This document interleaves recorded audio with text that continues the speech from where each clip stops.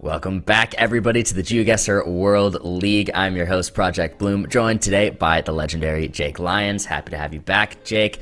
Chat, we're here and we're ready to go for another amazing week of games. It should be a really great time, but we're here for the World League. It's all leading up to the World Cup. It's all part of this professional GeoGuessr esports scene we have. But what even is GeoGuessr? As always, Jake, talk to me about the game. Well, if you're unfamiliar with what GeoGuessr is, you haven't seen any of these streams before, the idea of the game is you're given some random panorama on Google Street View, and your job is to figure out where in the world you are, using whatever clues are around you, whether that be signage or architecture or road lines or landscape. And then once you have an idea, you open the little mini-map in the bottom right of the screen, you put a pin down as close to the location as you can get, and you get a maximum of 5,000 points depending on how close you are, which we call a 5K. And then within that, competitively, we'll take a look at the game modes we play. So we start off with a moving game. The players can move around freely with no restrictions and try and find as much information as they can and try and get the best guess they can, hopefully that 5K. Then we move on to no move. The players will spawn in and they get only one 360 panorama and they can't move up and down the road anymore, and that's it. Then if we make it to a tiebreaker, if we make it to that third game, it's going to be NMPZ. That's no moving, panning, or zooming. The players get one still singular image. That's all they get to make their guess. We love it. It's such a hard game mode. It's so fun to see, and it's always a treat if we get it. But let's see how the scoring works now. There are 3 possible points on offer when we're playing here in the World League. If we get a 2-1, the winner will receive 2 points added to their world ranking. And you still got 1 even though you lost the matchup, so you're going to get 1 point added to your world ranking even if you lose in the 2-1 fashion. However, if a player gets a 2-0, they're going to receive all the 3 possible points that are on offer to be taken there. And the player who loses will receive nothing. And those are all going to that world ranking, which is going to decide who qualifies for the World Cup this summer. Here is that world ranking right now, where it sits as we stand today on week 14, Jake. Yeah, things are starting to shape up a little bit. We're about 2/3 of the way through the league, so a lot of the players near the top of the table are going to be the players that we see probably finishing around the top of the table. But there's still a lot to play for. The top 12 will be the ones who qualify directly for the World Cup, but your placement at the regionals can still very much affect your placement in the table. So being in the top 12 at the end of the league isn't necessarily going to guarantee you a spot in the World Cup. And even if you don't qualify directly, of course, the players at the bare minimum are trying to qualify for regionals, which means they have to be in the top 60% of their region. So for every player in the league, there is still a lot to play for. Yep, most definitely, and I like you mentioning right there, talking about how these majors are going to play a really big role in who actually makes it to the World Cup. We just got announced recently that the winners of the majors will be getting 40 additional points. So if you win a major, you are just absolutely set, pretty much, to go to the World Cup. But let's take a look at today's schedule and actually see which matches we're going to get to see go down. Today's going to be a fun one. We got a lot of fun stuff on the table here, Jake. Talk to me. A lot of fun stuff, like you say. I really, really like a lot of these matchups. Kansas versus Radu is an obvious barn burner. I mean, 2 guys at the very, very top of the table and the very, very top of the game. And we get to see a couple matches from Fao and Armani. We saw them, I mean, we'll see them play each other right now, but they are very, very close in the table. They're in 28th and 29th. And that, for both of those players, is kind of right around that cutoff region for will they actually qualify for the regional tournament or not. So lots to play for both of these players especially. And I can't wait to see their matches. Yeah, agreed. Going to be a really fun day. Cannot wait to get directly into it. And yeah, that first one we're going to see Armani Fao. Going to be a treat. And then Kent Debray too. We've talked about it being Kent's year, 2025. Maybe he's making a bit of a comeback, but Debray's been kind of on a roll, so that one could be quite interesting as well. But yeah, lots of good stuff. Should be a good time. Obviously, as you said, Constance RC, that's the big one. We're going to see Mu RC too. It's going to be a good day. We're getting treated in this time slot regularly, so I'm really excited to get into some of these matches. But yeah, I guess we can get straight into talking about what's coming up here if you want, Jake. Get straight in. Yeah. It's going to be time for Armani Fao. Should be a good time. Pretty soon the players are going to get ready, and we're going to head in really, really quick. Yeah, any thoughts there? I know you talked about it a bit, but anything else?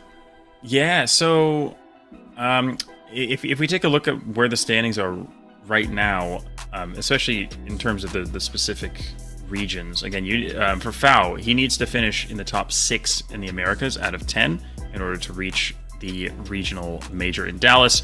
He's currently in 7th out of 10. He's only 1 point, however, behind Ocean Man with a couple of games in hand. So very, very, very close to where he needs to be, but it's close, and it's going to come down to the wire, I think.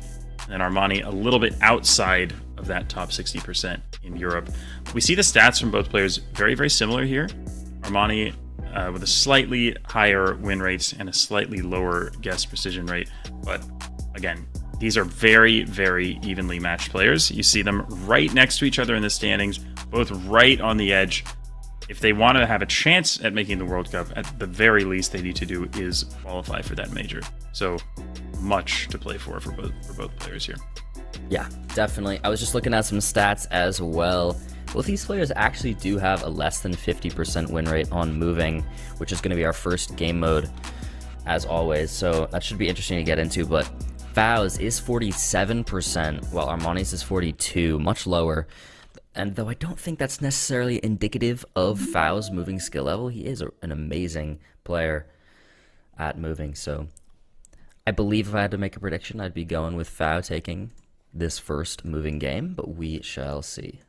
I think that would be my prediction as well, if anything. I think Fao's moving skill is a bit better than his win rate indicates. He's a phenomenal moving player, and I think he would, he'd be the first to say he's a little bit disappointed with how his moving games have gone so far on the whole. But Armani, it's worth noting, is an NMPZ specialist. The thing with this format is that it disadvantages that because you're not guaranteed to get to NMPZ. So if Armani wants to reach NMPZ at all, he needs to win one of the first 2 games, which is going to be hard to do against Fao. Yeah, most definitely. I mean, if we want to talk about his NMPZ skill, he's got a 62% win rate on NMPZ and 42% on both moving and no move for Armani. Yep. Both players pretty close here on round 1. Not too much to write home about. It's going to take us round 2. Again, Fao, a very strong and very experienced moving player. Moving is not a mode that Armani plays very much of. Doesn't mean you can count him out, but Fao definitely feels like he probably has a bit of an advantage in this mode in particular. So we'll see if Armani can do anything, can pull off an upset here. We'll be in Spain. The players have got a little bit of signage. They've got the yellow bollards on the side of the road. But at this point, it's all about how close can they get. And they both have a road number. I believe Fao saw the same. I imagine he is scanning for the A384 in southern Spain, but neither has quite found it yet. Yeah, both right. Oh, Fao's looks like Fao actually just did. Fao's got the road. But Armani's far south, so he's going to be pretty close. Shouldn't see too many points, especially only around 2, 1.5 times damage. Yep, pretty strong region guess by the looks of it from Armani here. But should be a nice close guess for Fao. Oh, wow. Okay, bit up the road. Bit up the road, and actually Fao on the correct road is not going to be closer. 50 points takes us to round 3. Who needs to find the road when you can just be closer anyway? Yeah, just make a better region guess, I guess. Exactly. Going on to round 3 now. Bit of India here. You see this low camera quality that is typical of India. And we'll see him, and looks... Okay, Armani's just going to decide to take a guess here rather than moving down the road. Figures he may as well play this round as if it's no moving. See if he can make a stronger region guess. Fao just trying to take in his surroundings, make the best guess that he can. It's still a pretty different guess, though. Yeah, there's some big distance here. 2 times damage could be something. That's a great guess from Armani. He's going to be pretty close. Like 2,100 points of damage. Armani's now got a really big lead as we go into only round 4. And if anything, that's probably where Armani's strength lies. Again, Fao has much more experience when it comes to the moving mode, when it comes to moving down the road and effectively using information. So I think that on rounds that are rural enough, we'll probably see more of this from Armani, just guessing quickly and hoping to turn the round effectively into a no-moving round, which is where he'll feel more comfortable. Definitely.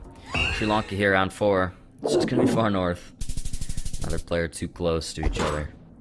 160 damage, and we're going to just simply go on to round 5. So what Fao's going to be hoping for is some rounds here that have a little bit more written information, slightly more urban. Let's just see this. Oh, that's actually a city code, though. AR, what does that say? NMG? So these, in Kenya, you'll see sometimes these kilometer markers that have abbreviations for cities on them. AR is, yeah, Athi River, I think, is probably what AR is. NMG is Namanga on the Tanzania border. So, see, Fao is seeing those. See, Armani did not see that. And this is where Fao's experience is coming into play. He knows what those kilometer markers are, what they mean, and how to use them. So Fao's going to be on the correct road here. And he's going to take a pretty significant amount of damage by the looks of it. Yeah, Armani didn't use them. Fao did 780 meters away, 4997. Huge hit, and now Fao regains the lead. And we go to round 6. But that's a very subtle clue that most players, I would say, even in the World League, would not know to use, would not pick up on. And again, that's Fao's moving experience coming into play. He's seen that kind of sign before in Kenya. Even if it's a bit of a niche thing, he knew exactly how to use it. Yeah, those different play styles really coming into effect, what people decide to study the most. Round 6, Armani's going to need a comeback now. Both players trying to find some signs, some helpful information, but not too much to go off of yet. Armani is Dutch. This is Belgium, of course, but we do have Dutch language, which could help him out. I think he might just be scanning for city name or something. Looks like Fao's got a couple town names as well. Armani possibly just found a town right there, actually, on that sign. I think he may have, yep. Looks like he's trying to line it up now. Oh, I think it's fairly close. Although it looks like he moved a bit west at the end. Ooh, it's gonna be this town just a little south, but that's a great guess from Armani. Fao, region guessed very close as well. Not too many points. Gonna go to round 7. We're getting up there. Round 7 already. Oh boy, so this is a lot more rural. Looks like probably the US. Armani's average score we can see there on the screen in the US. That tells us for sure that it's not Canada, because if it was, Fao's average score would surely be higher than that. Yeah. But, yeah, I mean, Armani's a great US player, and this is a pretty rural round, so we'll see if the players reach any information, but it's like... Wait, does Armani have something? What does that sign say? I can't see I it. couldn't read it. I like the area he's going in. Feels kind of... That adopt a highway sign, I believe, is Washington. Oh? If I'm not wrong, so I think Fao might be in the correct state Wow, here. I like Fao's guess, actually. Kind of a lot. Oh, it's just going to be farther north. Neither player too close, but Fao a little bit closer. Still going to deal 1,200 points of damage with the 4 times multiplier. Armani's on Like his he might have last just leg. been hedging between Oregon and Washington there, if anything. Makes sense. Yeah, adopt a highway signs are another kind of niche meta. It looks like maybe neither of the players knew it, but that's fair enough. Those are not usually on the high priority list of things to learn when it comes to the US, but you never know when they might come in handy. This will be Mexico here. It's urban again, which again, if anything, is probably better for Fao because it means it's more likely to have usable information, but neither player has found anything so far. Yeah, both seeming pretty stuck in this town. But it would be helpful to possibly get out of it, see some better signs. Got some mountains. But there's really not too much to region guess this based off of. They're just gonna have to vibe it out. Armani's got a truck. Candela. Fao has the town. Oh, he has it. Oh, he has it. Wait, this could be huge. It's a good region guess Points. from Armani, though. He may survive. That is a really good region guess from Armani, but Val with the 4999 deals 1,000 points of damage. Armani is now on his last leg for real. This is it. If Armani wants to make any sort of comeback, he has to do it here or on the next round. Any round he loses will probably do him in right here with these multis. What are the odds? It's Monclova again. Wait, we're back. We're so back. He's going to see that, though. Armani's going to see that. He's going to know. Yep. Monclova. This is the second round in a row where Armani's guessed in Monclova. Wow. We're so back.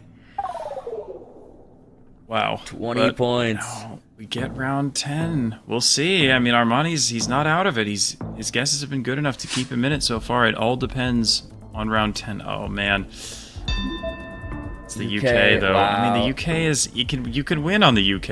It depends on where it is, but it's not a huge country, so it's going to be a bit tough with the round limit.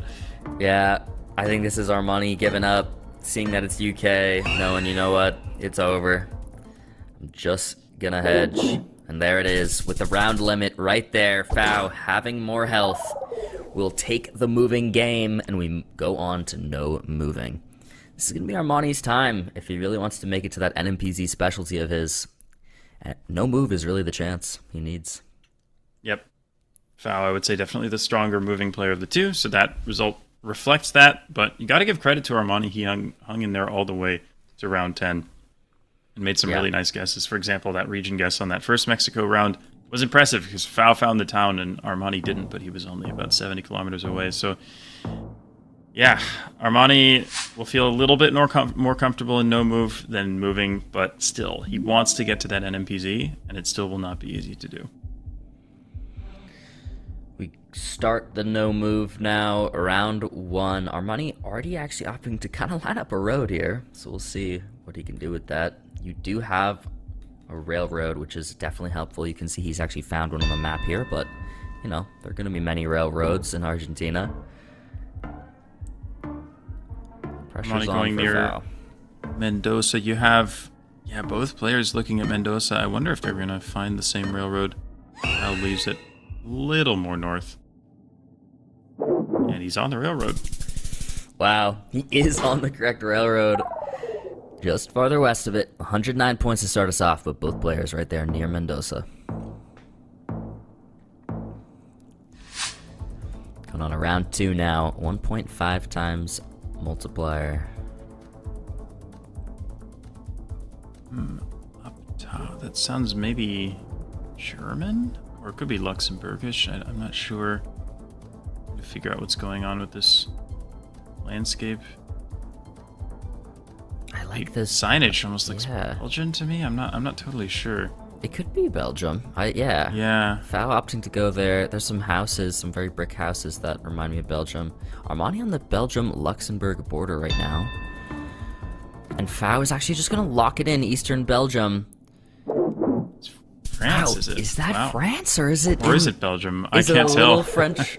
Well, maybe it's a Belgian pocket. Like, hard to tell just looking at that. But France or Belgium it is. And we go on to round 3. We're in a forest now.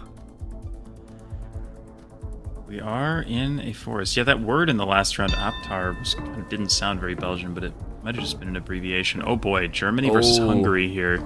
Very different guesses. Very different. Armani is taking the time he has after Fau put in that guess, and he's thinking Hungary, but Fau in Germany is gonna be right. Armani does not look happy with that. 3,600 points of damage. Armani's now on 2,300 health. Wow. I don't know if that was Germany or the Netherlands. Probably Germany. If it was the Netherlands, I'm not sure Armani would ever forgive himself, but nice guess from Fau, and he takes the lead. Pretty big lead in this no-move game. Again, Armani needs to win this if he wants to get to NMPZ, so he's feeling the pressure. Pressure's definitely on, and we're only on round 4. Fau pretty close to full health. Armani, 2,300. 2.5 times multiplier now. I don't know what we're looking at here. We have some palm trees, some weird fences. I do like the Thailand guess quite a bit, but it is unusual looking. Thai I like as well. He's considering some other stuff, maybe Indonesia. I mean, the soil is slightly red. It definitely would work for Thailand, but it just feels like there are probably a few options here. Yeah. I do agree. Armani is actually going to go Malaysia. I was thinking about Java, but he leaves it in Thailand. Wow. It is Indonesia. It's going to be a little Indonesian island near Singapore. That's a big hit back. The game's pretty close to even now. Fao's still holding a lead, but Armani is not out of it yet. Crazy location. Looks like it was maybe Batam or Bintan Island, but yeah, that's not normally quite what those islands look like, so that's pretty crazy. Whoa, Ukraine and Russia around 5 right now. My first thought here was Ukraine, and yeah, okay. Fao now switching right close to where Armani is, despite putting the pin in Russia initially. I do like a South Ukraine, though, with this landscape. Yeah, now they're both pretty much right there in the same exact area. Fao! What is that last second switch? 4.2 kilometers away, deals 500 points of damage. What a guess. Wow. Amazing guess from Fao. Australia, we have this light blue car, much more common in Western Australia. And we see Armani's average score slightly higher in Australia than Fao's. See if it allows him to get some more points, but they're both in really similar areas. Fao's considering going more east, but he's going to leave it in the west here. Yeah, both pretty much on top of each other again. And it's Victoria, New South Wales border. They both wave at each other, as you should. And only 66 points. We go into round 7. You see Fao shaking his head. He was thinking about it. You saw him zoom on the map over there, but like that red soil and that blue car, it's so hard not to go Western Australia on that. Both players kind of just felt like they had to go for it. Yeah, round 7 now finds us in Iceland. Both players kind of thinking East Coast, lining up the water a bit here. Yeah, it looks like the water kind of opens up to the east here, which is why players are looking at these fjords in the east. But again, if both players stay on the same side of the island, this likely will not decide the game. See if either of them can line it up here.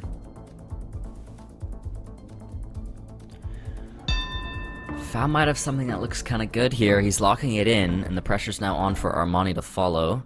And Fao is the one on it. But again, we should not see game. But another decent hit to Armani's health. Fao is sitting in a great spot right now. Looking to possibly take this game 2-0.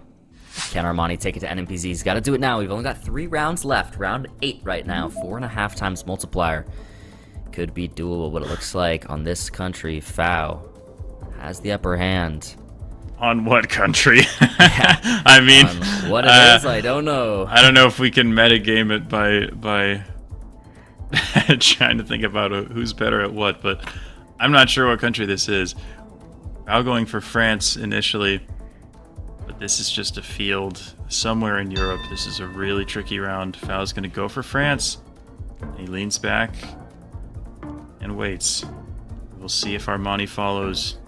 Yeah, Armani finally opens the map, and he's actually thinking his home turf, Netherlands. No Denmark, no France. Switches to North France.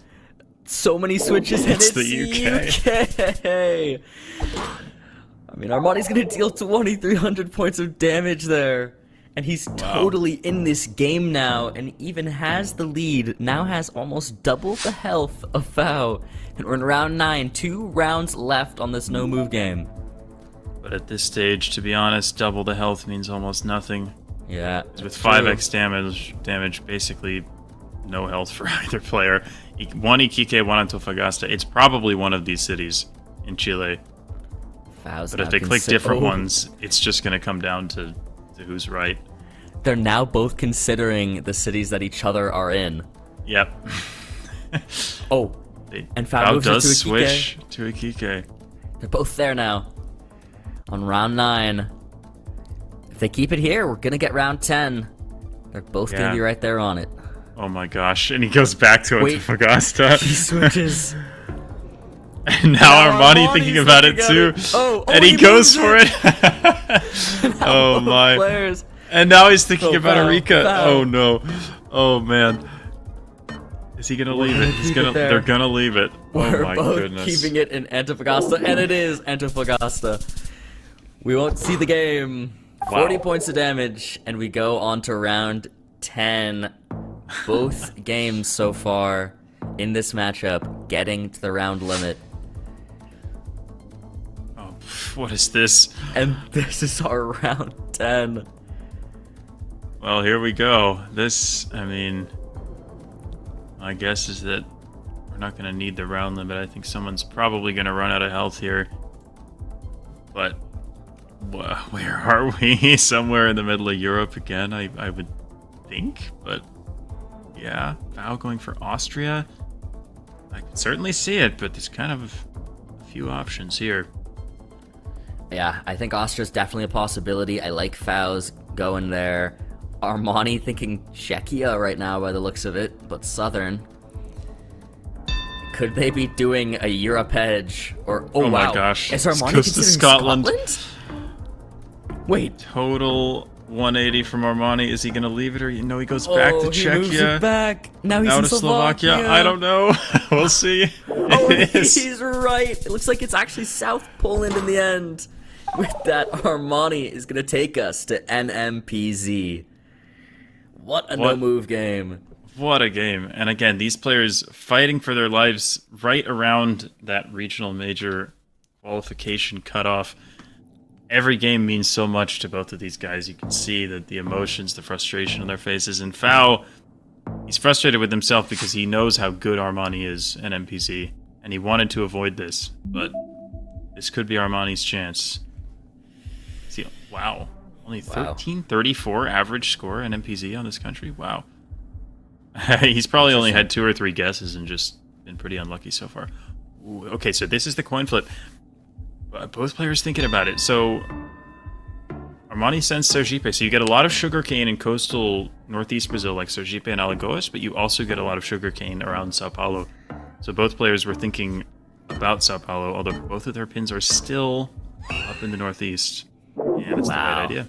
They're both going to be right there on it. Really nice stuff. 79 points to start us off. We go to round 2. Because again, NMPZ, no moving, panning, or zooming. One still singular image. That's our tiebreaker. And this is the image we're getting round 2 now. Looking like a turkey. Armani getting a guess in. Found near Ankara. It's just going to be farther south. Not too many points there. Fao not looking very happy right now in the cam, but he is going to deal 500 points damage. I feel good about that, Fao. We're going to go into round 3.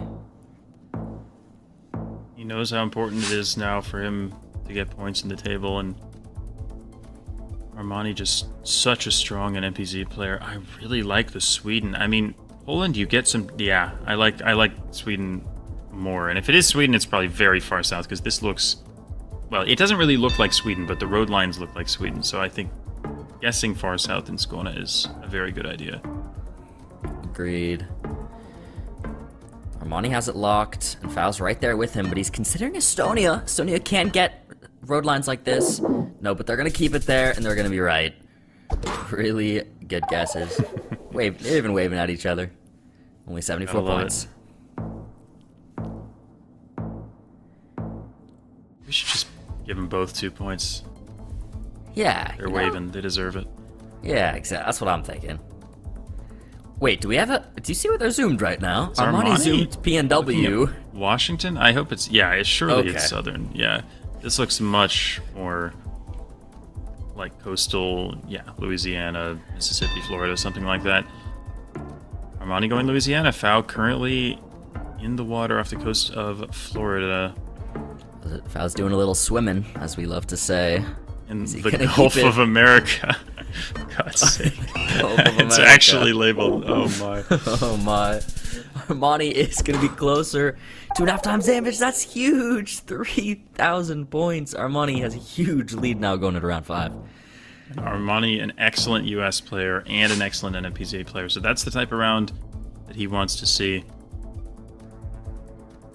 Indonesia, I like the Indonesia guess here from Armani, but even within Indonesia, there are so many places It could be Mountain South. I really like Java. I mean, we have rice fields. This works really well for where both players are in Java. But it's far from the only option. Yeah, we shouldn't see too many points right now if they're keeping it here, but you are very right that there's a lot of options here. Foul looking at Bali by the looks of it, I think. So let's see if he moves it over there or not. Armani has put the pressure on now, but Fau's taking his time as it counts down. Is he going to move it to Bali? He's highly considering it. He's not. He's going to keep it in Central Java. And he's going to be glad he kept it there. It's going to get him a couple points back. 1,300. Game's a little bit closer here, but Armani still's got a nice lead. We're going to go to round 6. Yeah, there's a chance Fau could have lost the game if he had left it in, or had put it in Bali. I think it would have been close, but he stays alive for now. Immediate Black Hills zoom from Armani here. Wow, I mean, he could be right. I'm not sure. It didn't immediately give me Black Hills vibes, but I'd believe it. But he's putting the pressure on. Fau's got 5 seconds. He also goes South Dakota. It is going to be South Dakota, but actually Fau will be a little bit closer even after that Armani confidence. But Armani still does have the lead, and we go to round 7. Fau absolutely holding his own so far. Again, comparatively, this is definitely his weakest mode. Is this ever Canada? Yeah, I mean, Fau's average score a good deal higher than Armani's here, so it wouldn't shock me if this is Canada. Yeah. Which is exactly what Fau wants. He's maybe the best Canada player in the world. He's looking at the trees. He thinks that we are somewhere east, but he's not sure about like Quebec versus Nova Scotia. And Armani is currently zooming in on the British Isles here. Wait. Wow. What? I don't think you want to leave it there. No, don't leave it there, Armani. Don't leave it there. Don't leave Surely it there. No, he goes for Norway. I think this is, I want to say this is North America. Now he's thinking about Alaska. Wow. This is, the guesses are so different right now. The timer runs out. Fau, Canada. Armani still in Norway. It's going to be Ontario. With that, Fau is going to take the NMPZ and beat Armani 2-1. Wow. What a start to the day. My goodness. That's, yeah, I mean, Fau got his favorite country. He got his home country in the NMPZ. And he wasn't super close within the country, but it was a really, really tough round. And it turned out in that case, just getting the country was enough for him. So, yeah. Big win in NMPZ. Again, Armani is an NMPZ specialist, so that's a huge 2 points in the table for Fau. Yeah, definitely really important there for Fau. The Americas region right now on the leaderboard is pretty highly contested in the bottom half of it, so good for Fau. Happy he's getting some points there. And Armani still getting one added onto that world ranking, so that's very nice for him as well. Next up, guys, it's going to be Kent versus Debray. We're going to be getting straight into it as it's already started. Debray just a little bit ahead, but still very similar scores for both players. Both strong moving players, but I would say Debray is definitely the more experienced of the two when it comes to moving, so definitely would give him the edge in this first game. See if Kent can pull off an upset. Could be doable. You've got some time to do it. Round 6. 3.5 times damage is what we're hopping in on. And Debray's in Valencia. Kent opening the map just now. He's going to Madrid. I wonder if Debray saw something for Valencia. He may have. He may have. Because that's a great guess. It's 1,900 health down to Kent's health bar. Debray sitting nice still. And he's still got that NMPZ hat on as always. Gotta love it. Gotta love it. Matching his avatar. Yeah, of course. When I is don't he know going to where show the, up in the the ghost cloak is. fit? Yeah, exactly. And the glowing eyes. Maybe one day. Maybe the last day of the World League, he'll show up with that in real life. Surely. Pull up to the World Cup in a cloak. Yeah. On 7. Both players are going to know this is Kenya. Both guessing pretty central, so we shouldn't see too many points here. It's going to be much farther west. Debray's a little bit closer again, chipping away some more points. That's 1,100 down with the multiplier. Going on to round 8. Kent's not sitting in a great spot. Yeah, Debray's so hard to beat. I mean, his win rate, he has more than 2 points per match so far. He's been one of the strongest players in the entire league.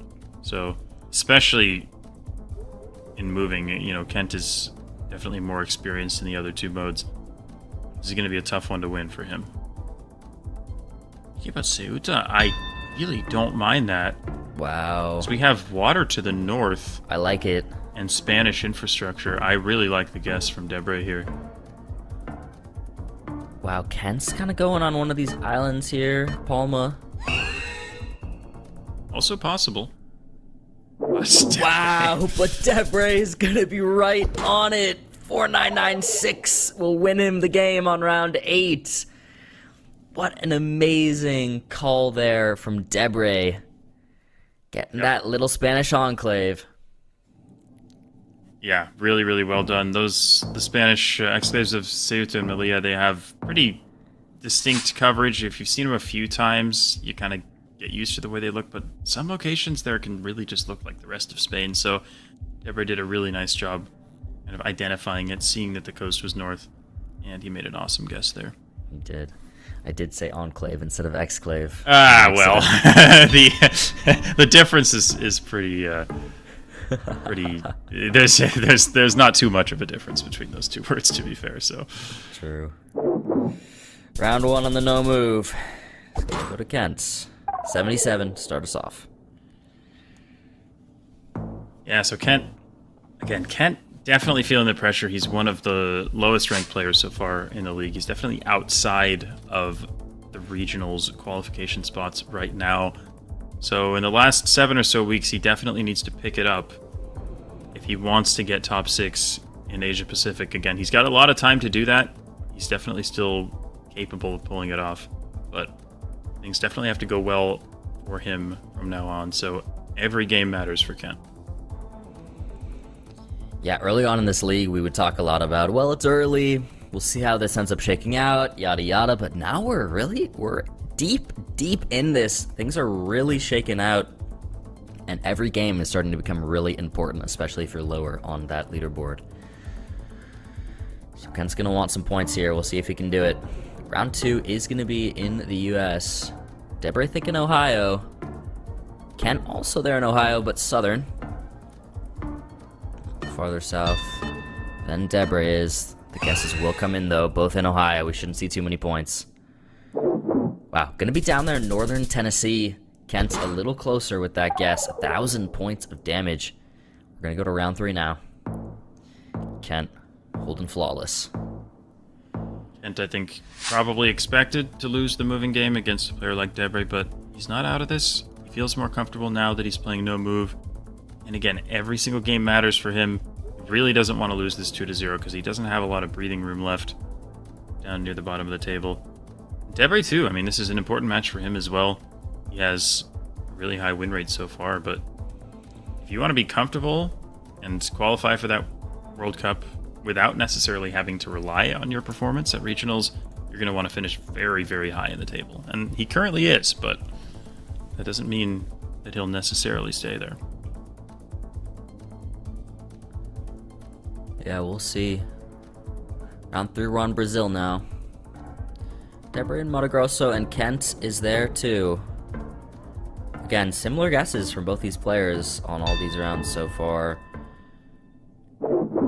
This time, once again, Kent will be a little bit closer, chipping away more and more damage. Debray's actually on 4k health now, and we're only going into round 4. Yep, Kent has won all 3 rounds so far, which is definitely a contrast to what we saw in the moving game. Here we have Southern Argentina. Looks like Kent. Average score in Argentina is 4,500. That's really impressive, honestly. That is. For quite a large country. We see very low, sort of bushy vegetation. The less vegetation you see, the more south you're generally going to be. Debray actually switching to Tierra del Fuego here. I'll admit that wasn't my first thought. I thought more towards Santa Cruz, where Kent currently is, but Debray goes for Tierra del Fuego. I mean, He certainly could be right. That's definitely possible, but this should be some big points. It's going to be Kent again closer, holding the flawless going into round 5. Not only that, dealing 2,800 points of damage. Jake, we might get an NMPZ here. Kent is flawlessing. Yeah, Kent has been fantastic so far in this game. And we're in Japan. Kent also stronger, as you can see from that score prediction. Also stronger, no move in Japan. Makes sense. Bit of home field advantage for him. Debray just looking to survive, maybe get it to a larger country. One of the next few rounds. Both players similar guesses here in Tohoku in the north of Honshu, but both just thinking this is not an easy round. They probably are basing the guesses off the transformers, the infrastructure that they see. The guy wires all look relatively northern. I think both players will probably survive here. I think they will survive, but that's going to be another hit. 651 points. Debray really down there in the health. 558 health to Kent's flawless right now. Round 6, 3.5 times damage now. Another Japan. Another one. I don't think that sign in the distance is legible. I mean, we can see Psyche, All Sports Park, but I don't know what that is.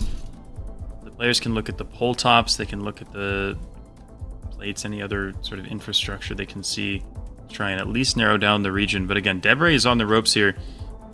He needs to be closer if he wants to survive, or, you know, at the very least, the same distance away.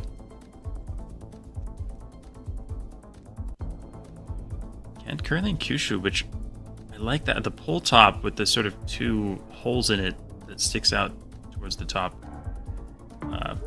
Hard to see what I'm talking about when it's not on the screen, but it did kind of look like a Kyushu pole top to me, so I don't mind Kent's guess, but now he's hedging in the water. Debray's a bit more east, so this could end the game. Yep. Wow, yeah, it looks like it will. Kent looks so relieved on that as he flawlesses Debray in the no move, taking us to NMPZ. Wow. Wow. What a performance from Kent there, and it's exactly what he needed. Again, every game counts for him, so that's a huge, huge victory, and to do it with a flawless, no less, really, really impressive.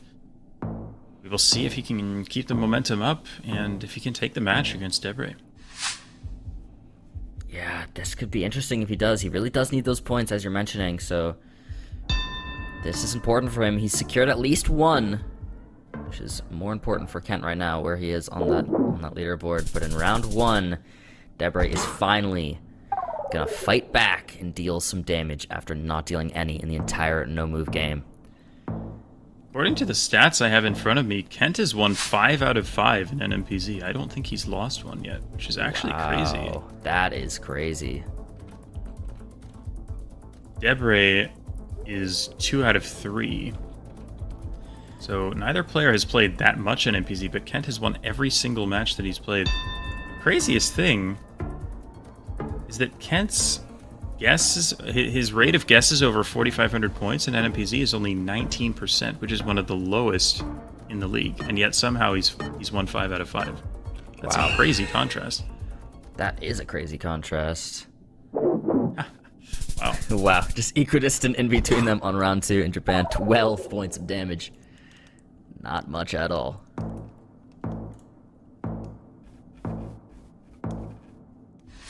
Round 3 now. This is a hard one. Again, NMPZ, no moving, panning, or zooming. This is the image we get. And this is a hard one. Forest, dirt road. Yep. Yeah, my first thought here was maybe something like Russia or the Baltics. I do like the Russia guess. Wow. But Russia and Canada. I could see Canada too. I really could. I could as well. But this could be the game. We do have 2 times multiplier. One of them's right on it. We're done. It's really hard to see the pole in the distance. It's hard to tell if it's like more of a Soviet pole or more of a North American pole, but I mean, this is going to be the difference. I think one of the players is probably going to take the game right here. I think so. He's locking it in. Ken, are you going to keep it in Canada? We will get the game if you do. Look, he's considering moving. Oh, he's considering moving it over. He No, won't. but he's not. He's gonna keep it in Canada. It's Buryatia. Oh my. Russia. What? Wow. Neither player on it.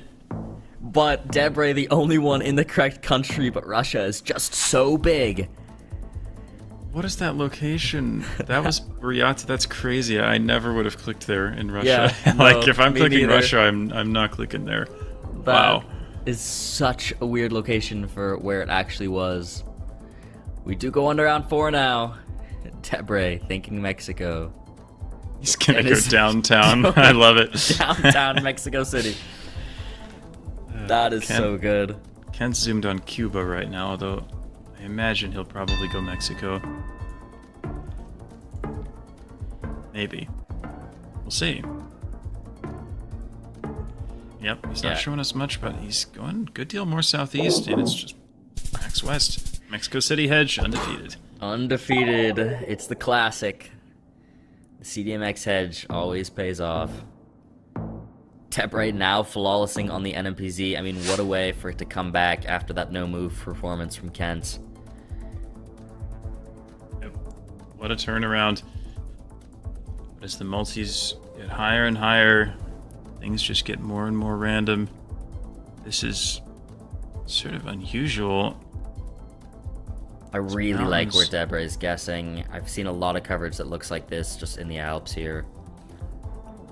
Yeah, we have those little, like, rock, almost barrier things down there, which I see a lot of those in Bhutan, but I feel like you don't see a lot of them in Europe, so Yeah, that's true. it's sort of an interesting one, but I don't mind the Alps guess. I mean, the mountains are clearly quite tall, so both players probably going to opt for that. Wow, Debre was right there He was first and on it. actually moved it to Austria. I would have really liked that guess if he kept it there, but he did not in the end. We move on to round 6 now. 3.5 times damage. Debre thinking Mendoza Province, Argentina. I don't mind him. I also really don't mind La Rioja. I like that guess a lot, too. Somewhere in this western area of Argentina, maybe close to the Andes, but not right at them. Yeah, you do have some There's mountains west there that similar you can guesses. see. I was just scrolling through the stats, and I mentioned that Kent, only 19% of his guesses have been above 4,500 points in NMPZ. There's only one player with a lower percentage, and it's Amarain, and he's won 1 game out of 8 in NMPZ, and Kent has Wow. won 5 out of 5. I don't even know how that works. That's I think crazy. if there was a luck factor when it comes to NMPZ, I think Kent's would probably be pretty high. Not to say he's, again, I'm not saying he doesn't deserve to be winning the games that he's winning, but it's kind of crazy how that shakes out. Yeah, definitely. Round 6 here, both players. Gonna be pretty close. Kent's gonna continue to deal just a little bit of damage chipping away. But yeah, it is quite interesting to look at it statistically like that. See how it's actually been playing out. Going around 7 now, 4 times damage. Debre feels very confident in Massachusetts, but possibly just moved it into Canada. Yeah, hard to say. That sign next to the fire hydrant is weird. I don't know what that is, but it looks odd to me. It almost makes me want to say that it's Canada, because I don't know if I've seen a sign like that in the US, but really tough to say. Yeah, I think I like the Canada shout here too. I like kind of Quebec, Ontario. Those feel like good options to me as well. And he locks it in, so Kent's got to follow here, and he's still in the US. He's going to keep it there. It will be Quebec. Debre with It's 4 close. times damage is going to deal 2,200. Kent is still alive, but on just less than 300 health. Can Kent keep the perfect NMPZ win rate intact? Here in Australia, his average score is a lot higher in Australia than Debre's. I don't know how large the sample size is, but maybe this could be Kent's opportunity. Yeah, Kent thinking near Perth. Debre right there too, but a little north of it. But pretty close guesses nonetheless, so... That could do it, though. Oh I wow, think it that will. actually could do it. with the 4.5 times damage. It will, and Debre finally in the end takes it on NMPZ. Wow. So Kent's first loss in an NMPZ game of the entire World League. Very impressive performance from Debre. After, well, I think, did he flawless the... No, he won the moving game. He got flawless in the no move, but came back with a really, really impressive NMPZ game. And Debre keeps that amazing win rate alive, stays near the top of the table with an awesome win. Yeah, really impressive stuff there from Debre. As always, he's just absolutely killing it week to week. Really great stuff. But guys, that's a fun little first slot for the day. Lovely to start it out like that. Any quick thoughts on that before we move on, Jake? I mean, yeah, it was a great game. It was a great start to the day. And I guess we'll see how the other matches went. I'm interested. 2-0 for Malfunction and 2-0 for Orlando. So big wins for both of them, too. Again, Orlando... It's Orlando, FAO, and Ocean Man are kind of in a 3-horse race for the final 2 spots in the Americas, at least the way the table is right now. So big 3 points for Orlando, and for Malfunction as well, who's also chasing that regional qualification. Yeah, definitely some nice points to see there. And again, yeah, Debre, the 2-1 over Ken and FAO. The 2-1 over Armani we're seeing on the main stream. Really great stuff, and next up is going to be a really fun slot as well. I kind of honestly can't wait for these 2-1s. I think they're going to be really good. It's going to be Consis versus RC first, and then we're also going to get Debre Blinky. That's going to be a really fun slot, and we're heading straight into it because those matches did run a little long. So going to be a fun one to come up, guys. I think this one is a lot of what people are waiting for the most today. It's going to be Consis versus RC up next. This is a huge matchup. I mean, these are 2 players who have been sitting in the top 5 pretty much the entire time during this World League. So this should be a really highly contested one. I hope we get some NMPZ. It should be fun. This is awesome. And we get to see Consis, Radu, Blinky, and Debre in the same time slot. I mean, it does not get any better than this. 80% win rate for Consis so far. Absolutely phenomenal. 80% win rate for Radu as well. Wow. You see how similar their stats are and how just impressive their stats are. Both players, also worth noting, really like to take their time. Whatever mode it is. They're not players who like to rush their guesses. They just like to think about it, think about where they are, and make incredibly accurate guesses. So I'm sure we'll see that on display here. Yeah, and just as we were saying, in that top 5, RC in first with 27 matches, Consis with 60 points, 24 matches in 4th place. So you can see RC's played some more matches than him, but realistically the stats are quite similar. So really, for the amount of matches played, they're so close. These are 2 of the best players in the world. Consis, the first ever GeoGuessr World Cup champion in 2023. RC, quarterfinalist and semifinalist at the 2 different World Cups. World-class players right here. And they're off round 1 moving. Both of them have village names, but Kerala and Nimked I wouldn't think are towns that are going to be easy to find. But again, this is such an awesome match. This is just a clash of the titans. Both of these players are likely to qualify directly for the World Cup, regardless of what happens in this match, because they're so good and they're so high up in the table that it's going to be hard for a lot of people to overtake them at this point. Both of them going for Maharashtra. I wonder what I saw. They're both pretty much on top of each other, too. It is going to be Maharashtra. The best guess is that they saw the letter that looks like an infinity symbol, which is the one character that is in Marathi but does not exist in Hindi. So if you see that one character in the language, that's how you kind of tell those 2 languages apart. So I'm guessing that on a sign at some point the players saw that character. Or maybe it was just a region guess. Not sure. Makes sense. Going around 2 now. Seems like we're in Italy by the looks of it. We certainly are. Yeah. Yeah, does that say there? There's The Slovenia map's on that covering sign. it, but it does. But it also says Spain and Greece, so Okay, yeah, true. it's just some kind of sign for a tournament of some sort. I'm not sure. We're going to be somewhere in the Alps, but Domece, maybe that's the town name. Either player has... Yeah, Domece, I think, is the town name, but neither has found it thus far. A beautiful Very tall location, though, mountains. nonetheless. Yeah.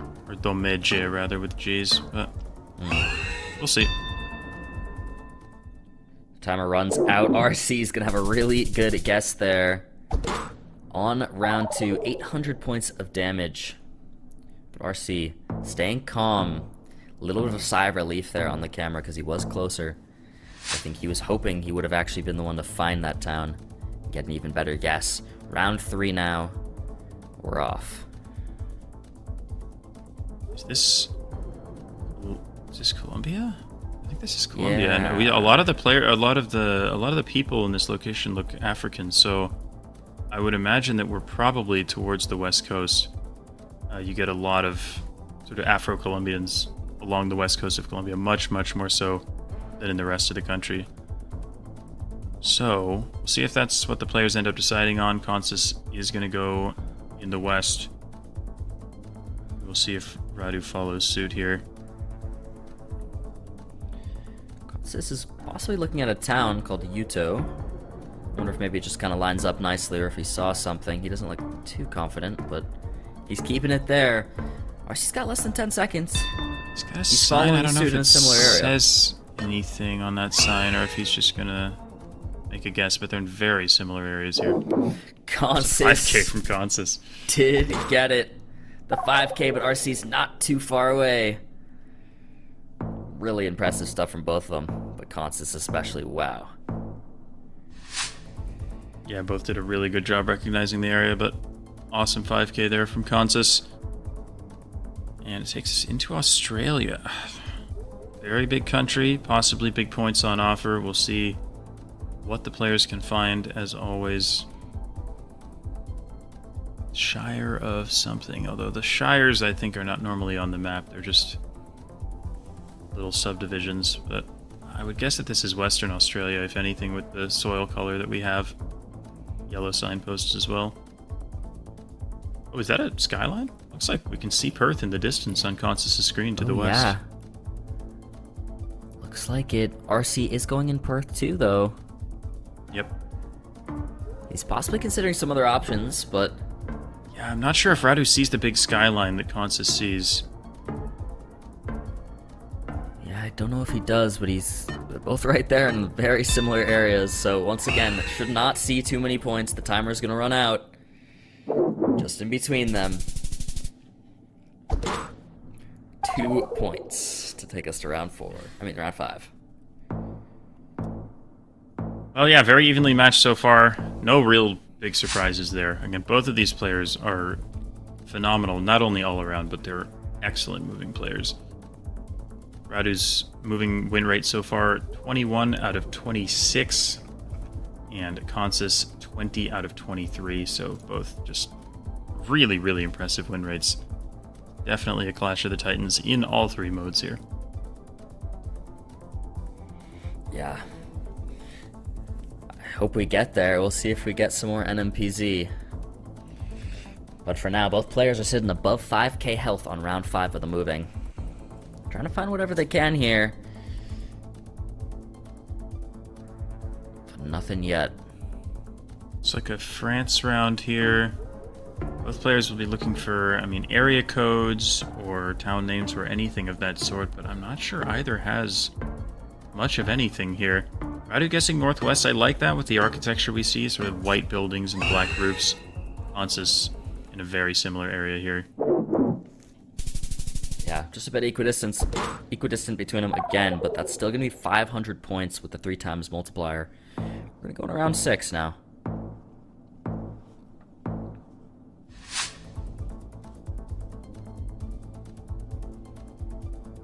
It's nice to see them actually move and try and get whatever info they can.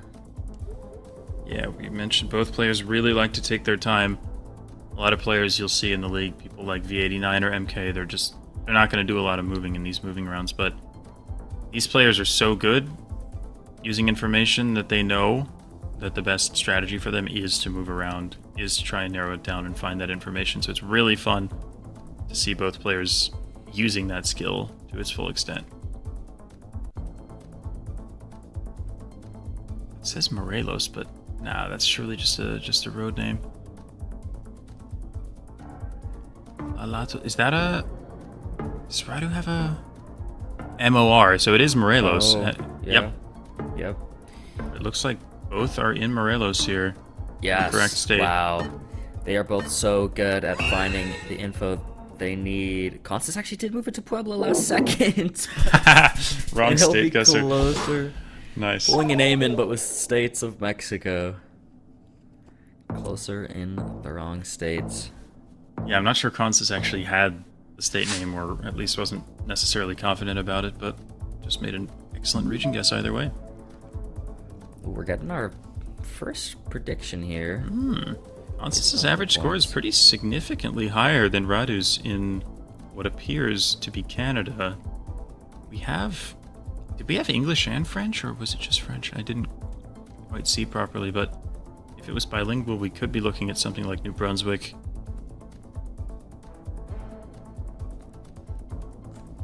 Yeah, I wish we could have read that a little better, but it's hard to tell. Both players are still moving. See the signage. There we go. Okay, yep. so there's a bilingual stop sign, which you see a lot of, primarily in New Brunswick. I would guess that both players. Oh, wait, Ontario from Constance. I mean, there are some sort of bilingual areas of Ontario too, but it's definitely less common. Yep. Wow, New Brunswick and Ontario. This is our first big difference right now that we've had so far in this game. It will actually be Ontario. What a guess from Constance. That's an insane guess from Constance. He was just in one of the few areas you might see a bilingual sign like that in Ontario. Those are way more common in New Brunswick. You cannot fault RC for that kind of guess. And Constance is going to take the moving, and we're going to get no move. Wow. That's really impressive from Constance. I mean, there might have been a few infrastructure clues that made him confident that it couldn't be New Brunswick, but honestly, really impressive around with some French language. Figuring out that it's Ontario is, yeah, that's impressive. And I'd say a deserved round to win it on for Constance. A huge start to the match. But can he keep it going? We'll see right here. We did, but it'll come back. Round 1 of the no move. What looks like a U.S. here. Southern U.S. If anything, we have some red soil, southern-looking vegetation. I definitely would be somewhere in the south here. RC going for the home state of Georgia, right next to Lions. Actually, shout out. Yeah, shout out. True. So we got Mississippi and Georgia. That's a bit of a difference, but it is around 1. Nah, it's just going to be in between them, but RC will be in the right state. The home state. Deal some damage to start us off.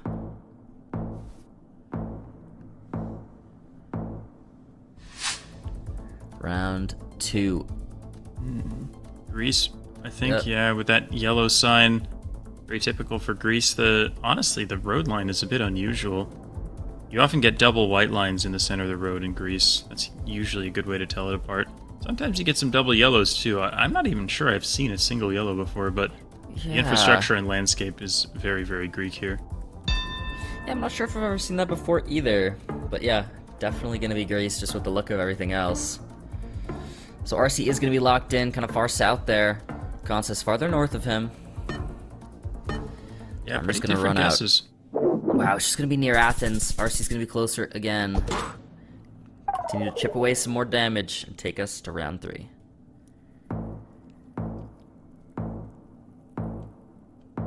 I think both players may be feeling a little bit less pressure than a lot of the rest of the players in the league, given how high their standings are. But still playing for pride here. I mean, this is one of the biggest matches that we're going to see, and it could be a match that we see again at the World Cup. Yeah, So, I mean, this is definitely one of those matches that you could look at and say, this could easily be a World Cup finals. no doubt. So seeing it here in the World League, always fun. We just had Blinky MK last week, and now Look at we're that. getting things like this in the Constance RC game. Both right on it, just 2 points of damage. Gotta know your Kazakhstan. Players know it very, very well. Both lining up the correct road there. And now, looks like there's some English, which is odd. Flanders, yeah, it's definitely Belgium. I don't know why most of the words here are in English, but there's a lot of sort of port-looking infrastructure, so I definitely like the coastal zoom from both players here. I mean, we're really seeing, like... I mean, Antwerp could make a ton of sense, or it could be right there on the coast. Yeah. Antwerp has a giant port, but yeah, coastal obviously makes sense too. So it's probably going to be one of the two. Oh wow, RC going is for in Antwerp. now. Yeah. But Constance I could see either. Yeah, Constance in Ostend. Looks like he might keep switch. it there, but he's considering other options. Are you thinking about it? I'm not sure if he'll switch. He prefers Antwerp. Yeah, it doesn't look like he will. He keeps it there. Who's gonna have it? It's actually gonna be Constance closer. That is the town that RC was just about to zoom in on last second to check, but he didn't move it. He still has the lead though. It's just by about 500 points now. And we're gonna go to round 5. 3 times damage now on the multiplier. It's getting serious. It's really getting up there. There is a phone number in the distance, although I don't know if the area code is visible. But urban Brazil, always very, very, very tricky. We could see a lot of points on offer here. The poles don't look like they have diagonal supports, so that suggests that we maybe are in the northeast where Radu is. Constance is zoomed on a similar area as well. They're both right there. RC locks it in. Constance needs to follow suit, and he will in the same state. So once again, should not see too many points. This is so indicative of these players' skill levels. They both make such similar guesses, and points only just get chipped away little by little. 36 points there on round 5. We're halfway through the game, and both players are still above 5,000 health. That shows you just how consistent they are. It's so impressive. We're on 6, 3.5 times damage now. Looking like a Thailand. That's kind of what Constance is thinking. Makes sense with the poles, the houses, concrete road, this landscape. Yep. Concrete road works super well for Thailand, and again, like you said, the poles, the houses, all very indicative of Thailand. But the region guess is never easy. Both players going fairly similar areas towards the east of the country. Always hard to be sure. Once it shifts a little bit north here. These aren't quite the same. Yeah, there's a some little bit of space damage there. Wow, Constance actually is going to be on it. That's 49 kilometers away. 2,000 points of damage on round 6. That's the lead Constance wants to see if he wants to take us 2-0. Or can RC bring us to NPC? We'll see. Gonna be 11 on here for our round 7. Yep. Shouldn't see too many points. Yeah, we've got this low quality camera that you see in several countries, but Lebanon is definitely one of them, and it's the only one where you're going to get this sort of Mediterranean-esque landscape. So, yeah, very small country, very small points, I would think, but still 3 rounds after this, plenty of time for Radu to get the health back, but it's running out of time. Yeah, we'll see what happens when we take it to round 8. Or can he pick up some points here? RC will be closer, and we'll pick up just close to 500 points. It's better than nothing, and it'll take us to round 8. The multis are getting up here now. Constance, we need to make a pretty big blunder here with how they've both been playing for any reasonable chance of RC to come back. Otherwise, they keep guessing so close to each other so accurately. Round 8. Filipinas, that sign says, so we should definitely be in the Philippines. But no clues here to help out other than the architecture and the landscape. And Philippines is quite a large country, deceptively large, I would say. Definitely an opportunity for either player to possibly win the game here. Yeah, I mean, we're really not seeing too much information here on this. So this could be really big points. Constance kind of just zoomed in central. RC, where will you go? Only 5 seconds left now. Opening the map, going a little farther north, but they're pretty close. Sort of central hedging right now. Wow, but Constance is actually gonna be so close, 67 kilometers away. 3,000 points of damage puts RC on 284 health. Constance 4,500. RC cannot lose a round from here on out. It's round 9, only 2 rounds possible left to go. We're getting a prediction here. RC's looking better on this. What is this, a Mexico? Mexico? Maybe, yeah. 45-66 is a really impressive average score for a large country. I think it is going to be Mexico, but... Yeah, I mean, it's Latin America. You have to give Radu the edge here. It's true. We'll see. With 5x damage, the lead can evaporate instantly. But RC cannot afford to lose. Fairly central, not too far from Mexico City. But Radu going south of it and Constance going north. So this could be big. This could be huge. This actually could be really big. I think we're seeing the game right here, right now. 5 seconds left. RC's in Oaxaca. Constance much farther north and actually will be on it. Will beat RC in one of his specialties and will beat him in this entire matchup. That's the Constance 2-0. Wow. What a performance from Constance. In neither of those games did he even lose very much health. He was dominant all throughout. Radu's guesses were good, but Constance was so consistent in that match. Really an incredible performance there. Yeah, really, really impressive stuff there from Constance.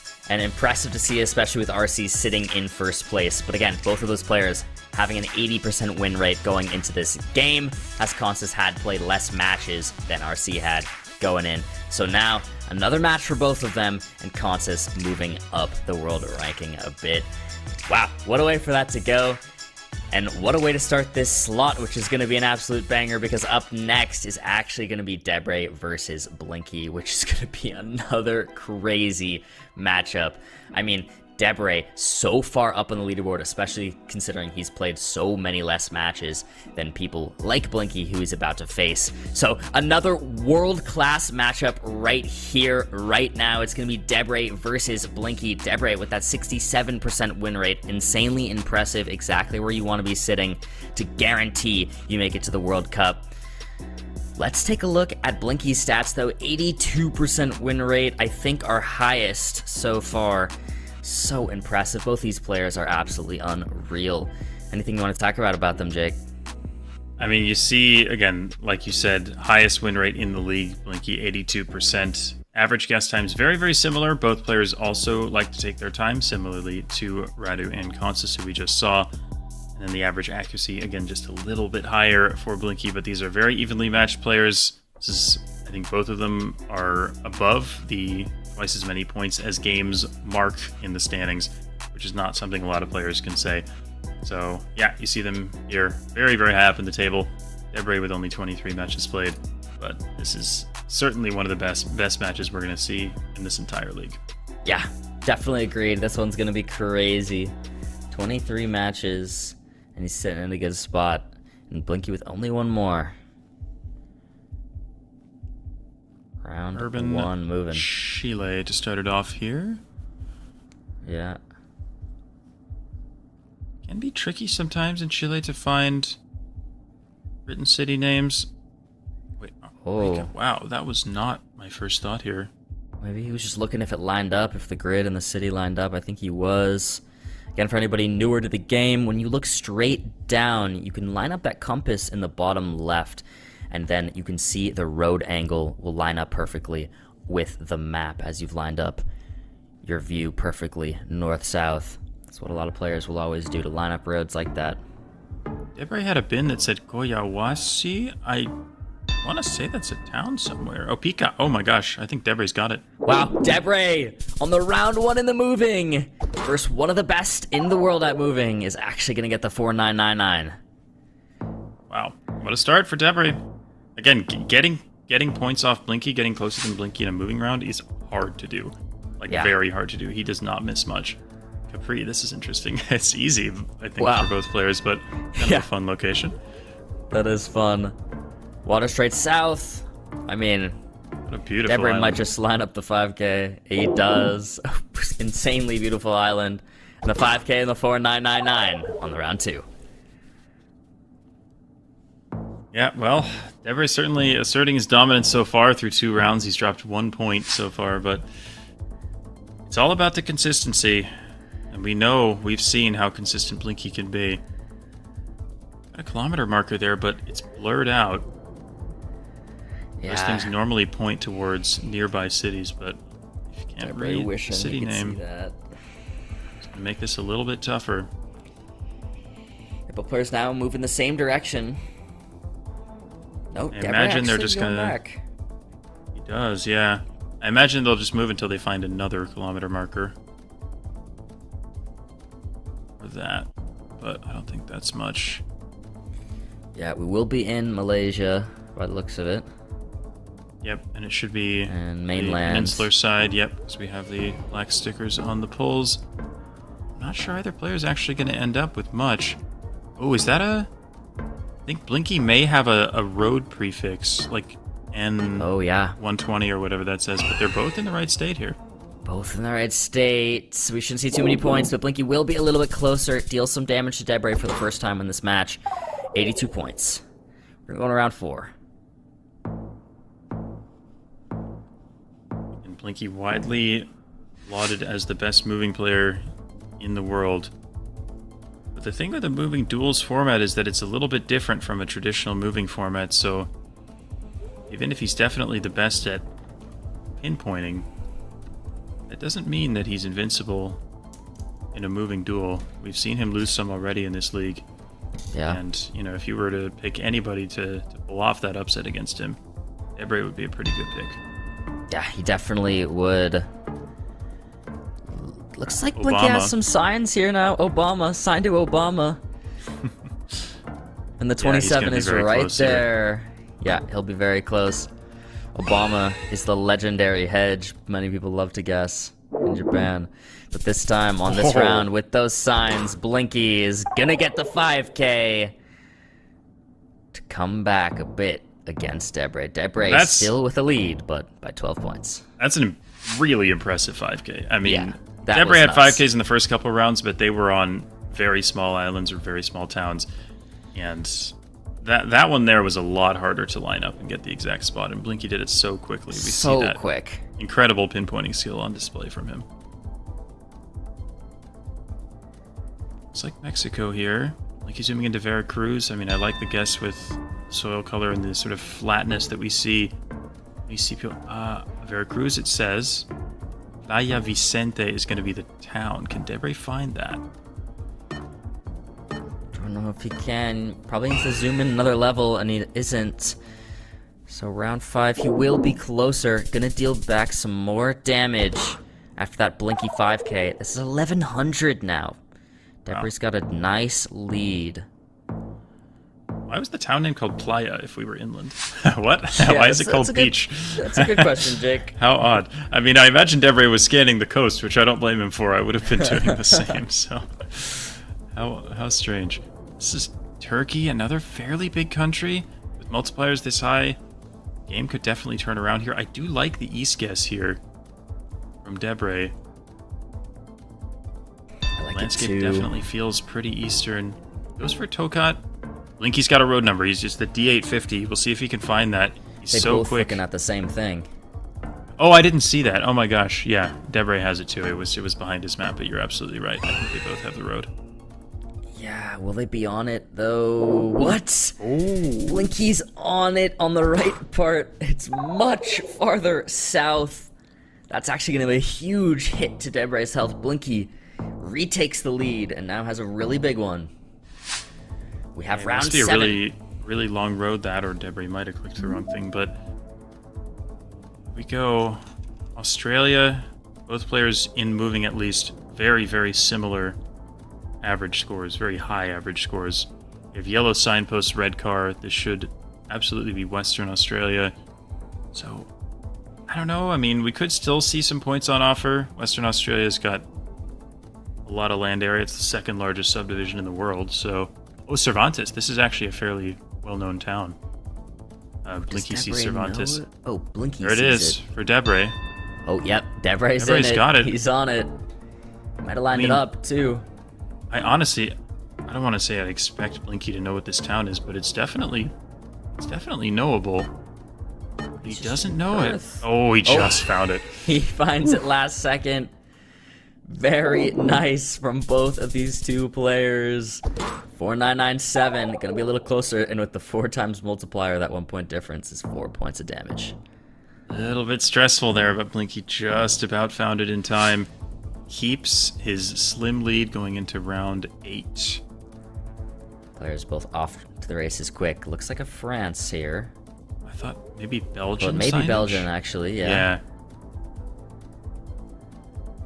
But wouldn't shock me if it's close to France, given how hilly it is. The more hilly Belgium is, the more south you tend to be. So, yeah, I mean, I don't know. Has Blinky... No, now he's found the same sign, so he'll know that it's Belgium as well. And I wouldn't expect too much damage to be dealt here. But Ivoire, they both have the same town name. Is that Might findable? be quite small. I'm not sure. Both players will scan for it. They've got 15 seconds. If Blinky finds it immediately. Blinky finds it immediately. Oh, it's there's Debray. Nice. See if he can 5K. Wow. Is he going to try and do the 5K last second? Just down the road. Just down the road. Both 2 4 993s. This has been such an impressive moving game. We're approaching round 9 now. We've definitely been blessed with the moving gameplay. Watching Radu versus Consus and then Debray versus Blinky. Some of the best to ever do it. We are back in Mexico in round number 9. Definitely a big enough country. Either player could even win the game here. Yeah, I mean, They this do could appear be to it. both be moving towards the south, so if information is found... Oh wait, no, Blinky switched. It looked like he went back to the start and is now moving north. It's possible one of them could run into info that the other doesn't find. That, or they're just going to have to make a guess. Yeah, like really not much, and we're 10 seconds left. Gonna have to region guess this. Debray. Michoacan for Debray. Wow. Similar for Blinky. So similar. They're so close to each other. These region guesses are so good, and Blinky will be closer with the 5 times multiplier. That's 1,200 points of damage. Debray's still in it. He could still do it, but we are reaching our round limit. Our last round, round 10. Whoever has the most health at the end of this one will win the moving game. And we're going to be on Russia. And it's Karelia. I like the Karelia guess a lot. We have very rocky side of the road. This is super typical landscape for Karelia. Will Blinky follow suit? He will. He will. Debray has actually already dropped the GG emote as well. I think he knows that Blinky will know it too. They're both guessing basically right on top of each other. Blinky will actually even still be closer right there. And on that is going to win the game, not on the round limit, on the points. And we Fantastic take it performance to no move. From Blinky. I mean, again, best moving player in the world, I think most would say. Does his job there. Of course, Debray, one of the strongest moving players in the league too, so that's still a big win for Blinky. Big implications, but we go to the no move. We will see if Debray can fight back here. Maybe slightly more comfortable in no move comparatively, but again, Blinky's so incredibly strong in every mode. This is just a clash between two of the best players in the league, and we are just lucky to be able to watch him. Does Debray have the 5K? Did Debray line it up already? I think he might have. He might have already lined it up. He seems confident too. I can't quite tell. I'm not sure it's right, because I'm looking east and there doesn't appear to be an intersection, but it was a confident zoom. Yeah. No, it is. Wow, he did it. He's just down the road. It's just down the road from the correct spot. What a find there from Debray. What a way to start the no move. Going around 2. Goodness. What a guess. It's like North Columbia here. Yep. We've got this very flat landscape and wooden picket fences. Super typical of Colombia. You can see similar landscapes to the east of the Andes as well, but this one looks a little bit more dry, so I agree with the northern guess. Blinky locks it. Deborah follows. Both right there. 246 points. Going on to round 3. Yeah, never going to be too much to speak of on a round like that, but all it does is increase the multipliers and make everything just a bit more intense. Is there info on there? I think there probably is. That's a very confident zoom from Blinky, so it probably does say Digao or maybe some kind of plate code or something. I'm not sure exactly what he sees. It's hard for me to read, but, or no, Digos. Yeah, I think it does say that somewhere. Yep. Yeah, both found it. 4998. First the 4994. 8 points of damage with the 2 times multi.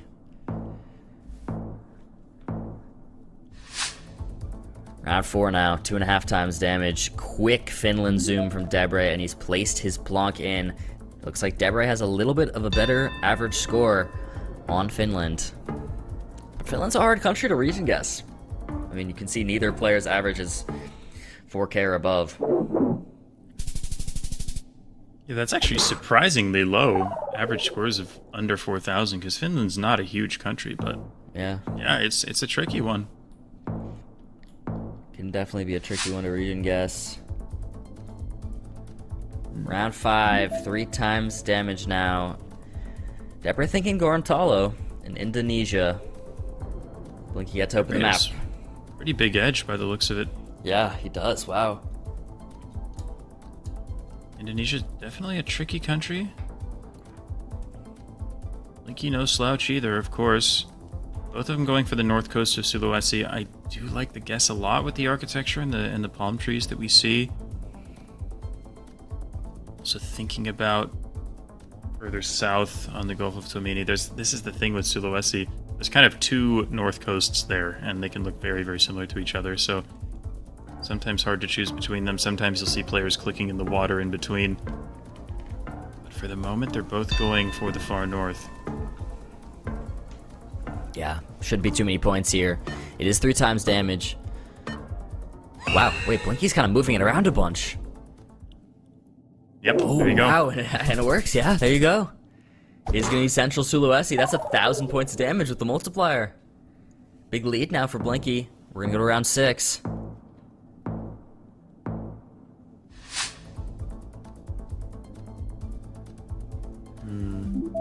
Back in Indonesia by the looks of it. Yep, got Nusa Tenggara pulls there with that sort of long diagonal bar there. That will put us somewhere basically east of Bali on these small islands here, but there's still quite a few of them and quite a lot of distance between them, so this round definitely could still be consequential. Both of them currently thinking Lombok. It's not an easy round, it's just a bunch of vegetation. Yeah, so little to go off of, but again, the quality of these players, both here making the same guess on the same island. The pressure's on. Debre needs to follow. It's going to be Bali. Debre will be just slightly closer, but they're both there on Lombok, so really not many points at all. Round 7. Yep, Bali's about as far west as that round can be, but I think they recognized the vegetation. Felt maybe a little bit more west, a little bit more wet than you see in islands like Timor and Sumba. So, still a very solid guess from both. Galicia guess from Debre and Blinky. Makes sense. It's kind of North Spain vibe. You're in a little bit of a flatter area. Definitely kind of it's an unusual looking round, but yeah, I do agree with North Spain here. Yeah, there are just a few like flat coastal plains that you see here, but most of the time this area tends to be a lot more in the mountains. Wow. Debre, really incredible guess there, 2.2 kilometers away, but Blinky so close as well, just around the corner.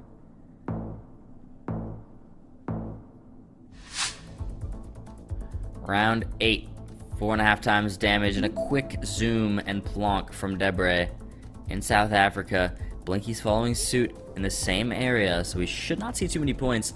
Prediction shows that their average guesses are really similar in South Africa. And it's so impressive. We're in round 8, and their scores, I mean, they've dropped 2,000 points collectively. Yeah, which is that's so unreal. Crazy. The consistency is just, it's mind-blowing, really. Wow. So like this whole game has been pretty much nothing to separate these two players. Yeah, such amazing guesses on both sides. Back and forth and back and forth. Round 9 now. We're getting close to that round limit, as you mentioned. You gotta do it in 10, guys. If you don't do it here, the next round is the last one we get, and whoever has the most health at the end of round 10 will win. Does look like Brazil with this red soil in the car. Ooh, Misiones actually could work. Wow, Misiones could make sense. I didn't think about that, but that could make sense. It could. I kind of like it from Blinky, honestly. This is one of our first pretty big differences here. Wow, it is actually just going to be Brazil, and Debray with 5 times damage brings Blinky to 59 health. Wow. What is that? I mean, that's the first mistake that Blinky's made in pretty much either game. Yeah. At least the first significant one, but it's round 10, and he's alive.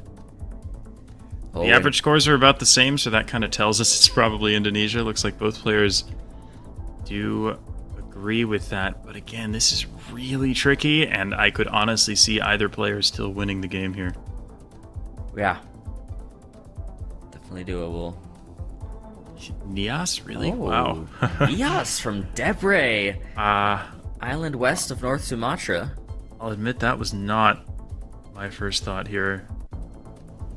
But, I mean, I don't know what my first thought was. Yeah.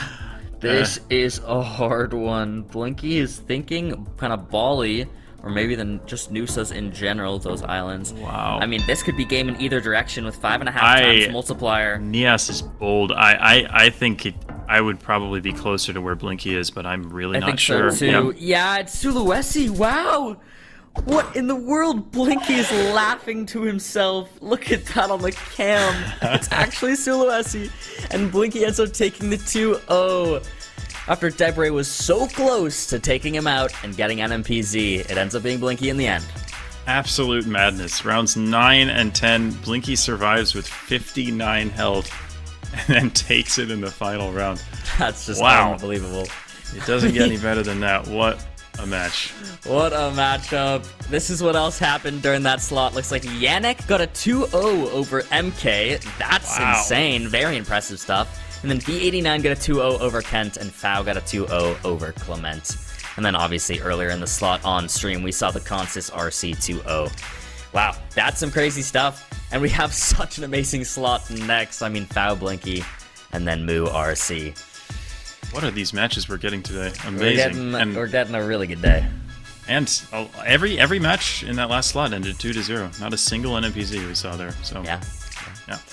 Really impressive stuff, a really nice slot. But guys, we're going to go to a quick break. And as we said, when we come back, it's going to be Fau versus Blinky. We just saw Blinky get that insane 2-0. We'll see what he can do up against Fau. Right after this break, guys, you do not want to miss it. It'll be a short one, so don't go anywhere. We'll see you soon.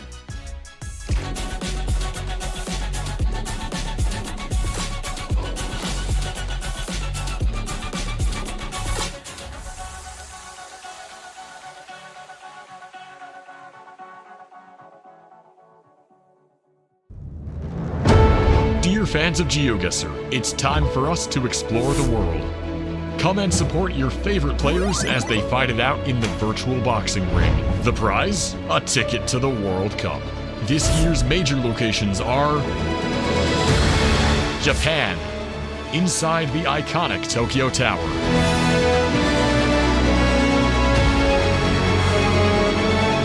United States at DreamHack Dallas, one of the largest gaming festivals in the world.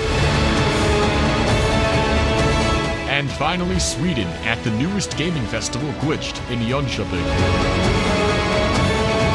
Go to geoguessr.com/World Cup for more information. We will see you there.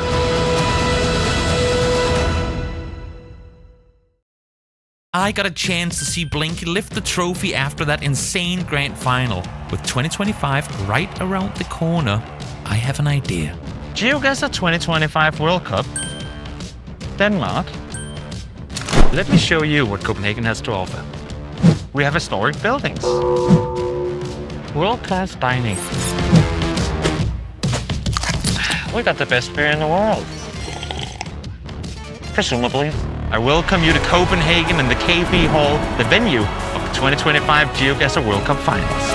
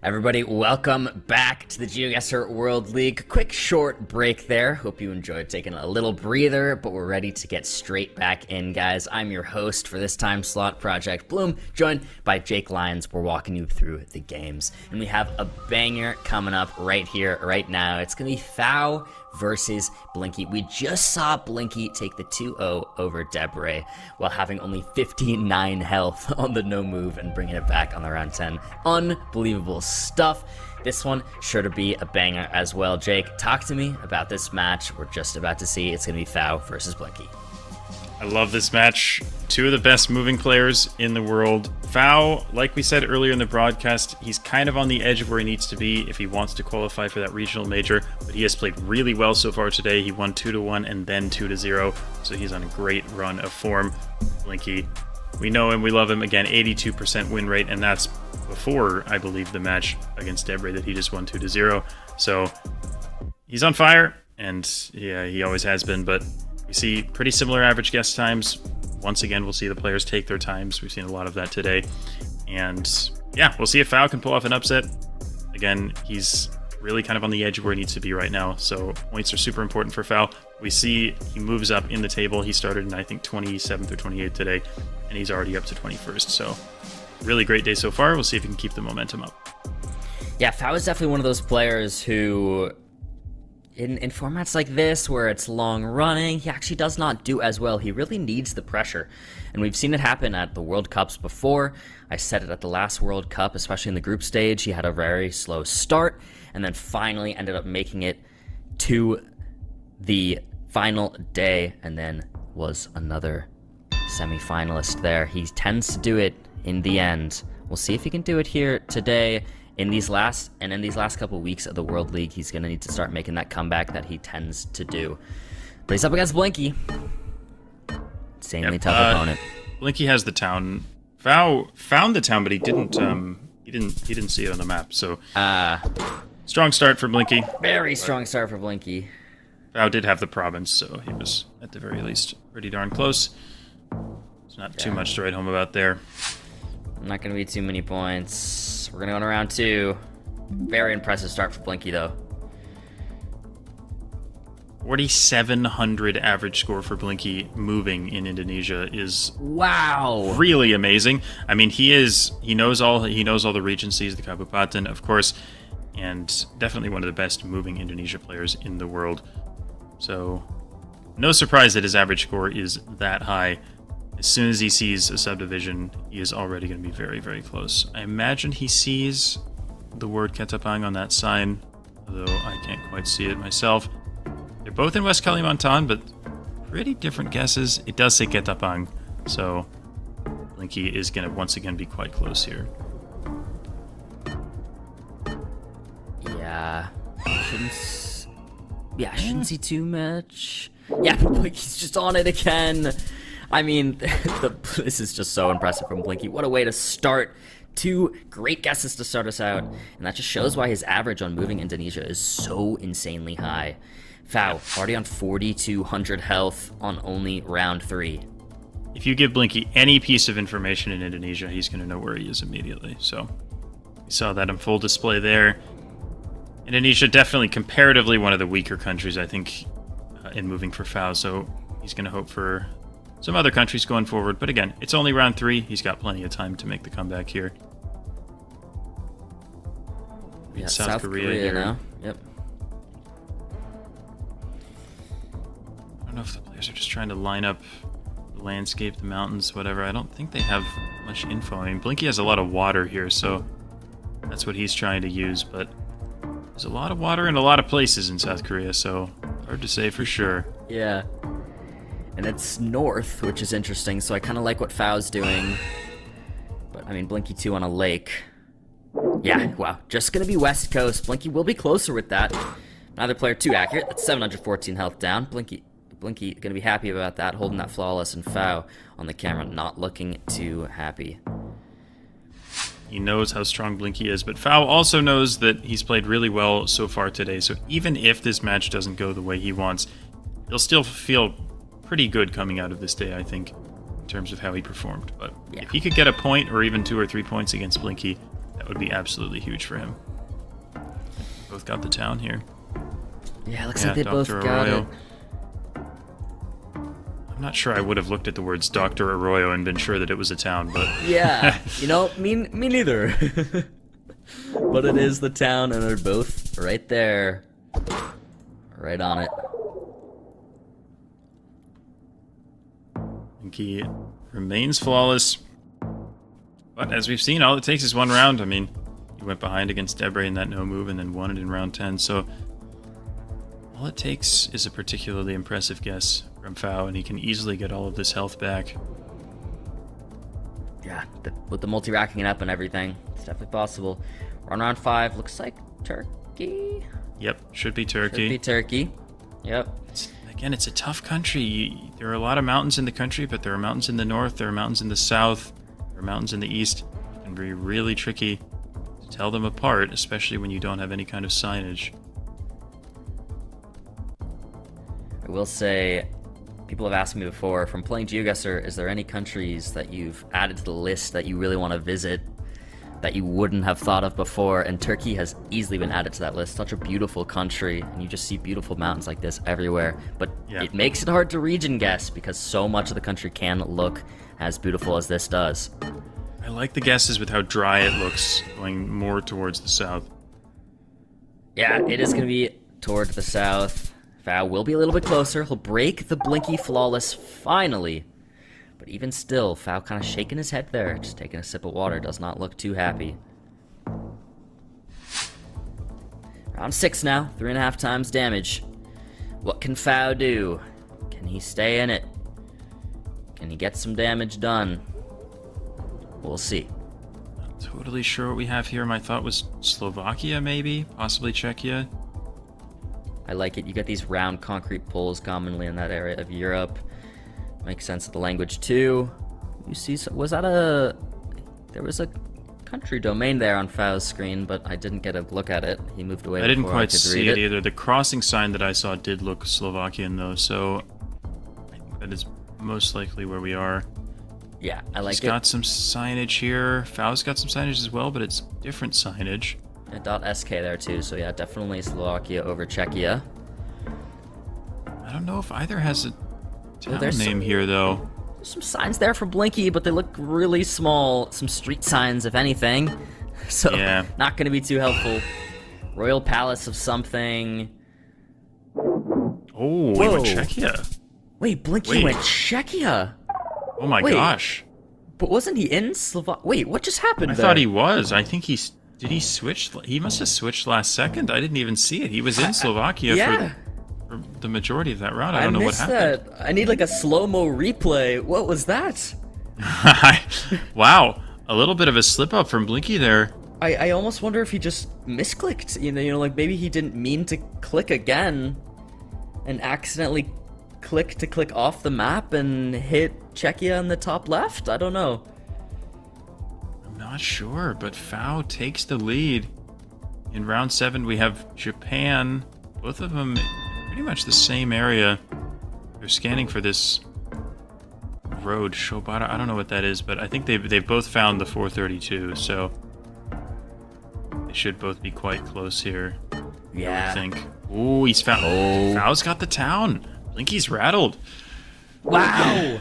Wait, Fao with the town right there, and after the blunder from Blinky, 740 health. Blinky's on 614. Now he's in the red. You can see Blinky's. I don't know. I don't know if he's just kind of not feeling it right now. But is this Inuvik? Oh, Or is it like Yellowknife or something? I'm not sure. And it's gonna be somewhere in North Canada. I mean, Fao knows North Canada better than anyone. He Fao does know go it. for Inuvik. He does. Round 8. Oh, Blinky going Fort McPherson though. Is he going There are a to? few towns up here. You never know. Yeah, Fao thinking about it too now. There are a few towns with coverage. This could decide the game. It could either decide it, or we just go on to round 9 and the multis rack up even more. Let's see. Fao and Inuvik. Blinky going back to Fort McPherson, and he locks it in too. Wait, Fao and Inuvik. Blinky and Fort McPherson.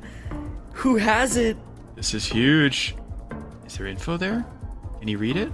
I don't know if you can. Oh, I don't know what it says on that building there. Just gonna leave it. I like Inuvik a lot, though. Wait, it will Blinky's be got Fort it. McPherson! With, Oh he gets the my. 4999 and deals 1600 points of damage. Fao's not out of it, but it's a much closer game. The multis rack up. And we're What is reaching happening? the end. It's This round game is 9. crazy. This game is nuts. Round 9, 5 times damage now. Prediction favors Blinky here. Is this another Mexico or is this one Colombia? I want to say it's Mexico. Again, we've had a lot of Mexico. We have had a lot of Mexico. But Mexico's a big country. They are moving though, so I'm sure they can find something. We'll see. Blinky's made it Blinky to in some Gen Gen 4. 4. Yeah. That's usually a good sign. He hasn't found info yet, though. Oh, Fao Fao going just for guessing Guadalajara. here, Guadalajara. I don't know if he has something on. He might see. It says Jalisco, I think, on that sign on Fao's screen to the east. Oh. Like he does not have that. He's going in Aguascalientes. Aguascalientes. Oh my. This may be game for Fao. This could be no. Blinky. No, it's the. What? Wait, why did it say It's the- Jalisco? Is it the top No. corner of Jalisco? Blinky will take it on that. I think it is. It's the just very barely top Jalisco. corner of Jalisco. Oh my gosh, that is my- so unfortunate for Fao. Wow. Fao in the right state. Blinky in the wrong one, but closer. Unbelievable way for that movie game to go. That was cinema. What was that game? That was Crazy. absolutely crazy. From start to finish. Oh my goodness. Yeah, that is just the northern tip of Jalisco. That is crazy. Wow. Wow. That was nuts. I mean, if Blinky had a couple know. of slip-ups, I mean, he would be the first to tell you. I'm sure he was not proud at all with how he played in a couple of those rounds there. Yeah. It was not just the Japan one, but it was that one where he switched to Czechia. I'm not sure what happened there, but he keeps getting away with it. He beats Debre with whatever it was, 56 health on the no move. And then 59. he just squeaks it out against Fao in the moving game. Unbelievable right now. What a day It's for giving us Blinky. cinema, that's for sure. For sure. We'll see what happens here on no move now if Fao can make a comeback. He was playing very well there in the moving. What can he do now that we're in no move? That round one did go to Blinky. Quick little Portugal-Spain mishap. Blinky takes it. We go to round two. Now we're in the US, possibly. Okay. Got a large lake to the north. I want to say that bridge marker is maybe a Minnesota thing, but I'm not totally sure about that. But well, they don't call it the land of, is it 10,000 lakes for no reason? There are a lot of lakes in Minnesota, so the player's kind of scanning around the lakes, but there are a lot of options here. Yeah. Many options. Blinky has locked it in, so the pressure's on for Fao to follow with something. Are they on this? They're on the same lake right now. Yep, they are. They are on the same lake, but Blinky 5K'd round two on no moving. Yep, he's back. He's back. Shaking off the moving game. He got the win, and now he's locking in once again. But Beautiful Fao right 5K. there on the right lake too. Maybe if he had just a little bit more time, would have dropped the 5K as well. Back in Australia, we've also had a fair amount of Australia today. Both in South Australia for the moment. I like the guess with the car color and the landscape that we have. Makes a lot of sense. Fao heading up that road. It does look pretty good. Yeah, it does. I will say though, both of their averages on the prediction were pretty low for Australia. But I mean, Australia's a massive country. It makes sense. He leaves it. Oh, he switched last second. Oh wow! On the road. Fao on the road. Bit of a comeback there. 1,200 points of damage. Fao's got a nice little lead now. It's not too much. But going into round four, it's a good place to be sitting. 2.5 times damage now. An interesting round.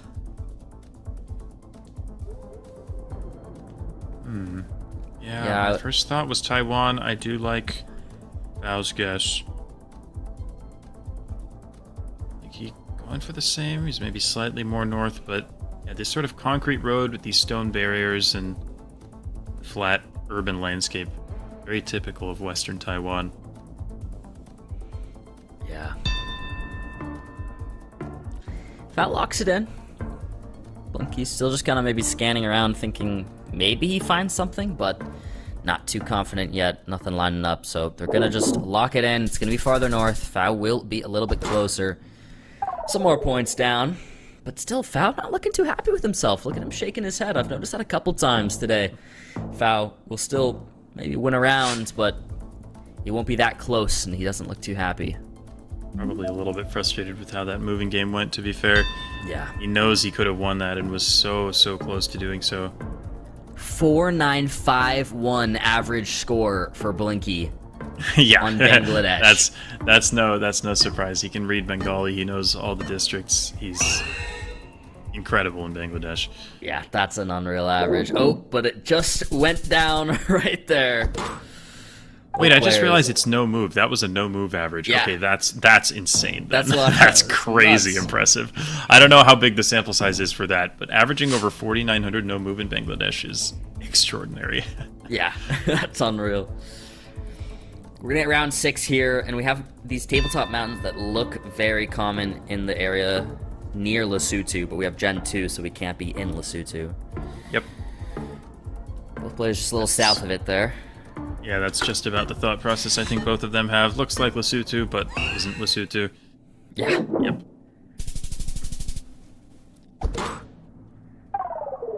Still very, very even. Again, we saw, I think it was between Radu and Consis, or was it Blinky and Debra? I mean, I think both of those matches we had the no-move games go pretty late into the game with very little damage taken, and we're seeing that once again here. Covington, it says. Isn't that a town in Vermont? Or Kentucky, rather? Well, there's probably a few Covingtons, aren't there? Did you see their average score difference is only 4 points? That is amazing, too. That's fun. I mean, Covington, it could be anywhere, let's be honest. It's not going to be Vermont because we don't have green plates. So we're just going to come down to a region guess here. Unless maybe one of them is able to find a small town called... It's a town called Ben-Hur. Crazy. Blinky going for Western Virginia. Fao does go up in New Hampshire. Oh, this could be a pretty massive difference, especially if he's going to keep it there. Looks like he will. 1 second left. He's in New Hampshire. Blinky much farther south, and he is in the right state in Virginia. Fao not looking happy with himself. 4 times damage. Blinky takes the game in the 2-0 over Fao. It all came down to the consistency. Blinky just a little bit, well, quite a bit closer on that US round, despite the fact that the match up to that point was super, super close. I think Blinky will probably feel very, very fortunate with how his matches played out today. You know, that's not to say he didn't deserve it, but a lot of them were very, very close. That moving game against Fao, the Jalisco round, the Czechia mishap, and then the match against Debray where he was down to 59 health. So Blinky getting 2 2-0s today, but it definitely was not as comfortable as the scores indicate. Yeah, definitely a really good point to bring up. That they were not... I mean, you see 2-0s, you think, oh, you know, maybe he just flawlessed everything and it was so one-sided. But really, they were close 2-0s. Very exciting matches to watch. But, guys, once again, another exciting one coming up. RC is back and he's up against Moo. Once again, 2 players in our top 5, but this is 1st and 5th place. This one will be another absolute banger. I cannot wait. Lock in, chat. Get ready. It's Moo versus RC. Moo with that 61% win rate. A very nice place to be sitting right now in the World League. Moo has been absolutely popping off, but has played a lot less matches than some other players. And then RC with that 77% win rate. So impressive as well. These are 2 of the best in the world.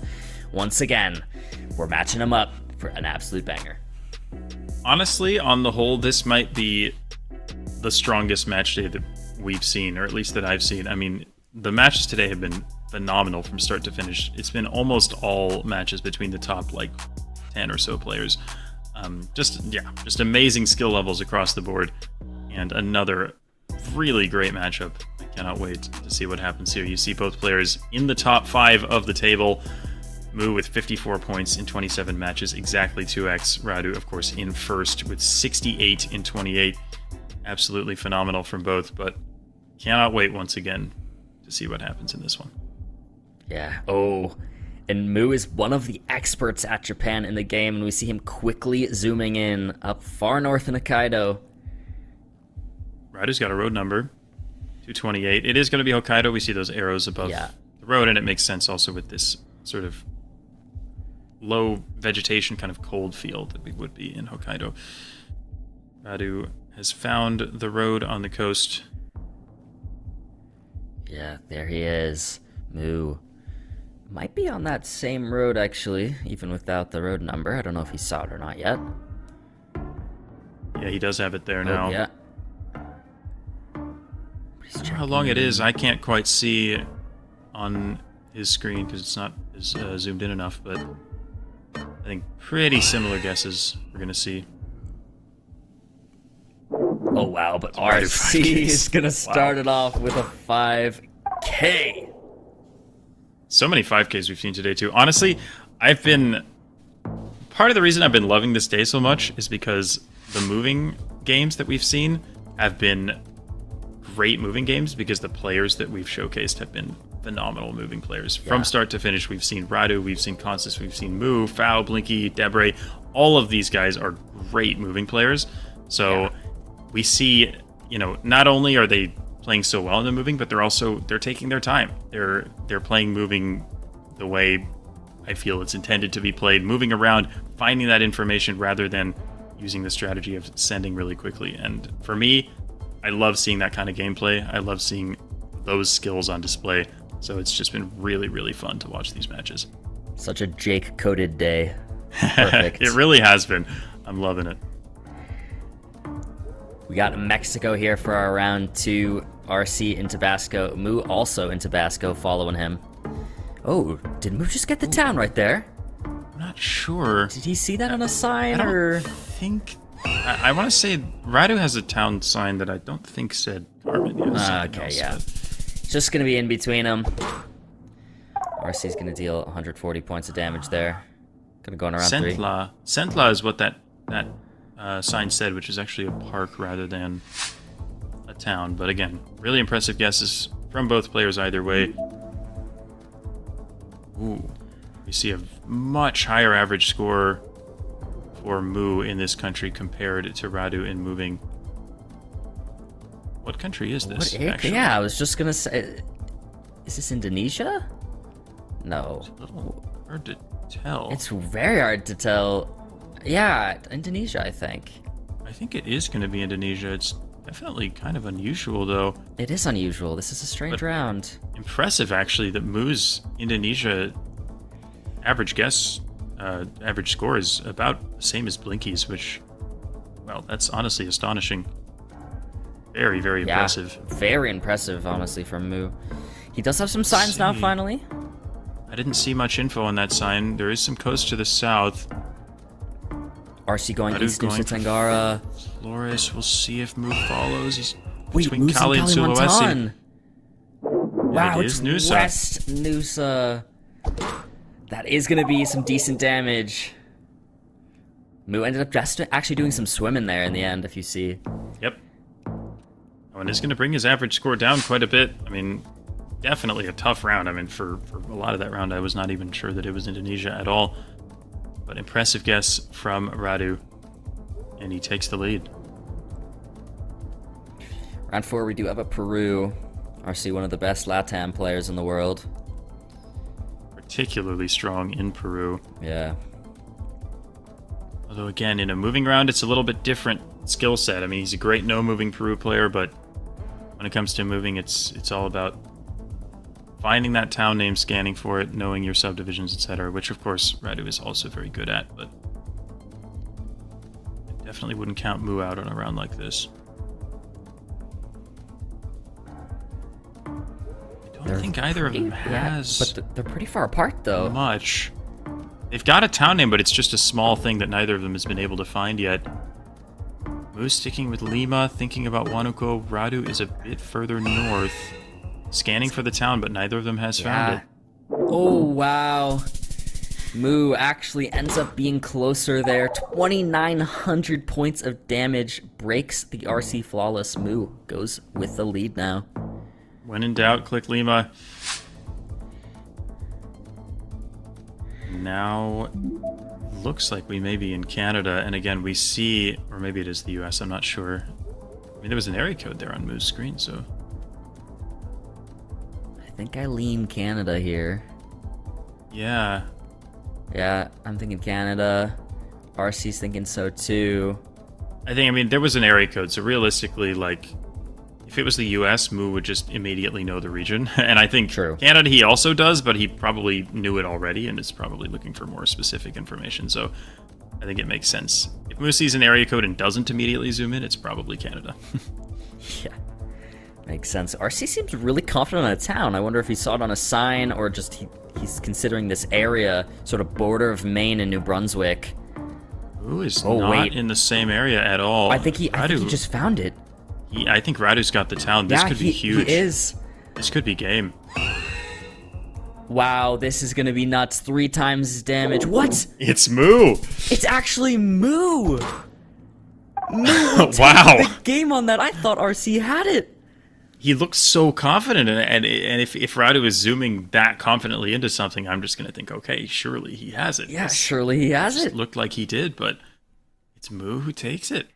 It's Mu. Great region guess. Just I don't know. He saw Ontario infrastructure. He didn't have the exact town, but really great guess for Mu, and he takes a big first game against Radu. Yeah, wow. That's huge right there from Mu, taking the moving. But I could easily see this going to NMPZ. These two players are so talented, both. Gorgeous location here. Yeah. Very, very gorgeous location. Norway. Both players just sort of central south right now. But we'll see. Yeah, this is really pretty. Wow. When in doubt, if it's this beautiful, just click Norway. You can't really go wrong. Yeah, true. Maybe maybe the most beautiful country in terms of mountains. It might be. I mean, you were talking about Turkey as a place that's high on your list now. Norway's Yeah. right at the top for me. Just Yeah. having seen it in GeoGuessr, it's like, I gotta see this place for real. Agreed. Moo ends up taking that round 1. Not too many points, though. We go to round 2. I have actually been to Oslo, but there are a lot of parts of Norway I haven't seen, and you gotta get to the fjords in the west. Yeah. All right. I like the guesses here. I mean, you see a lot of red car in and around the Canberra area in Australia, and landscape seems to fit quite well. Ooh, looks like he's lining up the road, if anything. Gonna be farther north. A couple more points down to RC's health. We're gonna go to round 3. Yeah, again, this is one of the biggest matches we've seen. Radu probably feels a little bit more comfortable right now in terms of where he stands. Feels like he'll probably qualify directly for the World Cup regardless of what happens, but Moo is definitely not feeling that same level of comfort. He's still high in the table, but he's a lot closer to a lot of the other players, and definitely is going to feel like if the next few matches don't go his way and regionals happen not to go his way either, he could definitely fall out of the World Cup spots. So I think these games mean a lot to Moo in particular. Yeah. Minnesota versus Maine, by the way. Wait. And it's Radu this time. And it's RC. That's the game on round 3. We take it to NMPZ. What in the world? I was doing a little too much yapping there and not paying attention to the round. But, oh my goodness. But we get the NMPZ that I'm sure many of the players, or the spectators rather, wanted to see. Not sure Moo wanted to see it, but here we go. That is the thing. Moo's weakest mode, if you asked him himself, would definitely be NMPZ. I actually did just recently have him on my stream to play some 2v2s, and we chatted a bit about it. Definitely does not love NMPZ, but he can play it, of course. He's one of the best in the world. So his win rate, still 10 out of 17 matches won, about 60%. Radu 5 out of 8, just above 60%. So very similar win rates. So we could see a very even game here. Yeah, definitely possible. Let's take a look here. What we got on our round 1. Moo, thinking sort of east, south, Kalimantan, somewhere in that area. RC, thinking the island of Sumatra in South Sumatra. I could see either. I have no idea, to be honest. I mean, hard. urban Indonesia, this is very ambiguous. There's not much to go off of, so either could be right. The timer runs out. Wow, it's actually gonna be Sulawesi up in North Sulawesi. That's 1,500 damage, considering Moo is actually closer. Extremely tricky location there. Yeah, what a way to start. We go to round 2. NMPZ, no move, panning or zooming. 1 still, singular image. Prediction on this. Favoring RC. Should be the US then. Yep. Average score 4,500 in the US. Yeah, that sounds like Radu. And on NMPZ. And it's Canada. Oh, it's Canada. Or the players seem to think it is. They think it is. I trusted the prediction. It's like a new meta we can use. Yeah, exactly. But the prediction Got baited meta by it did that not time. help. Unless it actually is the US. Yeah, this is the US and they're both wrong. Let's see. No, it's Nova Scotia. It is Canada. Yeah. It is Nova Scotia. That's gonna be RC a little bit closer there. Prediction meta did not work. He's a very good Canada player, but he's not quite at the level of Fao. I mean, I think he would be the first to tell you that. So, Radu's so strong across the board in the Americas. So, Yeah, well, both players in Zaragoza. wow, wait. I wonder if it said something there. I don't know. I didn't quite see, but I'm not sure how they both knew. There might have been something written, or they're just both the goats. I don't know. But yeah, let's just call them the goats because I didn't see anything. So maybe somebody in chat watching at home did, and we didn't. But we go on around 4, 2.5 times damage. Moo with a very nice lead now on our NMPZ. Moo could take it. We're on Colo by the looks of it. This looks, pretty typical Colo round. Both players zoomed in onto Colombia. yeah, I mean, you have this really dark, sort of rocky soil, as well as these wooden picket fences that you see so often in Colombia. So I do really like the guesses from both. I mean, I could see something like Ecuador, but I think Colo is just more likely. Yep. Yeah.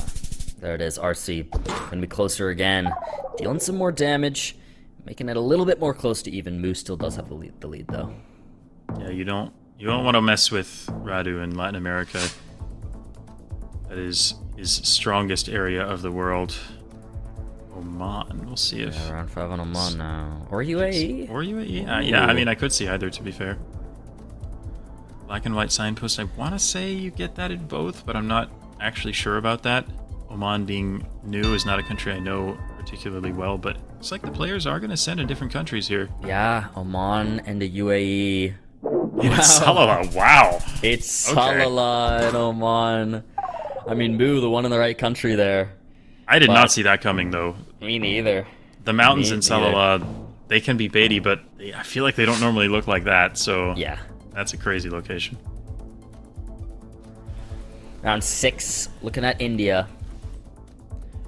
3.5 times damage. Big country, big points, Jake. Could definitely see something big happen here, but as of now, they're kind of both in Maharashtra, so... They are both going for that Western Ghats mountain range. I mean, you see a lot of mountains in a lot of places in India, but they both got the same vibe, so... You know, if they both think it's here, I trust them. Yeah, we'll see. The timer runs out. Both players keeping it really close to each other, and they're right. Really good guesses there. NMPZ India. So impressive. So little to go off of in a round like that. Yeah. Really amazing, amazing stuff. skill. Round 7. 4 times damage now. The multi is serious. Urban Japan. Is this... I think it's just an NTT plate, but they're both going Nagoya. I don't know if they see... I think it's probably the Transformers or the pole tops, something that gives away Chubu here, but yep. Yeah, wow. Wave Both right there. That's wave worthy, I would say. Seems like they're not gonna wave though. I'll be talking to them both individually about that later. I mean, gotta get them in line. Yeah. Come on, guys. Alright, round 8 now. 4.5 times damage. This is an interesting one. They're thinking Both going for Australia. Australia, but one western, one Ooh, south. Wow. I mean, this is game if they keep it where they're looking right now. 4.5 times damage, and Australia is huge. Moo kind of freaking me out with an incredibly specific zoom. Yeah. Almost I mean- makes it feel like he has it, but there's just a lot of options on a round like this. I could see Radu being correct as well. I mean, it seems like water is north, but RC's kind of thinking it's a lake. Is Moo considering Tasmania now? He is. Nope, but he's keeping it where he's at. I weirdly really like where he is. Where Moo is. I think it could work. Maybe, yeah, but there are a lot There's a of lot of options. things in South Australia too. Oh man, I don't know. It's probably one of them, or it's Brazil or something, but I think one of them's going to be right, but I don't know who. Wow, we timer go. runs out. This is going to be the game. It will be actually South Australia. With that, RC is going to take it on the NMPZ in a 2-1 fashion. A close game all the way through. But RC with the dub.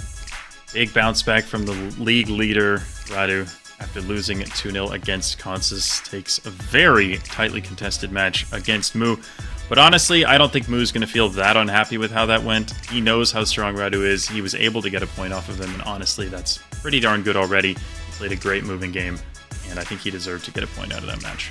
Yeah, I do too. That was such a close game. I'm happy that at least both these players left with at least 1 point. But guys, that's the end of that slot. We can take a look at what happened off stream. Looks like Strafon got a 2-0 over Orlando, and Skillish, who got a 2-0 over V89. I find that particularly exciting, actually, because the second match we're going to watch on stream during the next slot will be Skillish and Strafon. So they'll both be coming off of a 2-0. That should be fun. But yeah, any thoughts here or about what's coming up, Jake? I feel like V89 has had a bit of a tough run of form recently. It felt like towards the start of the league, he was one of the highest in the table, but now it feels like he's actually fighting just for the regionals qualification. He did get a 2-0 win against Kent earlier, but a 2-0 loss against Skillishu, definitely a surprise there, especially given Skillishu's fairly weak, tends to be fairly weak in the moving mode. So, yeah, Great result there for Skill Issue, who again definitely needs to pick it up if he wants to reach those regionals. So yeah, we'll see if he can keep it up in the next time slot.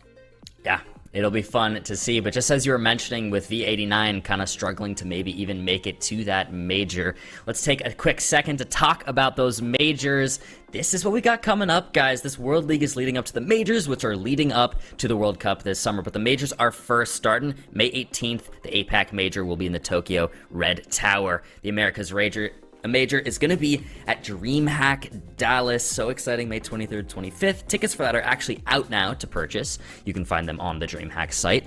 And then the EMEA major will be in June in Jönköping at the Glitched Esports Festival. Those are going to be great, and they're all leading up, once again, to the GeoGuessr World Cup 2025, our third GeoGuessr World Cup, this time in Copenhagen, Denmark. August 29th and 30th. It's going to be unreal, and tickets are already available. Go get them, geoguessr.com/World Cup. And guys, also obviously worth noting, subscriptions on Twitch add directly to that World Cup prize pool. All revenue from Twitch subscriptions go directly to that prize pool, and each week subs get a chance to win a GeoGuessr goodie bag. So make sure to get a Twitch sub in if you want a chance at a GeoGuessr goodie bag each week, guys. Get those tickets to the cup. Get some Twitch subs in. We hope to see you there. All fun stuff. But guys, with that said, we're going to go to another little break. It's our last break of the day, and when we head back, it's going to be MK versus Armani. This one's going to be an absolute heater. Two of the best NMPZ players in the world, so hopefully we get to NMPZ. We will see. But guys, stay tuned. You do not want to miss this one. Will be a banger. We'll see you then.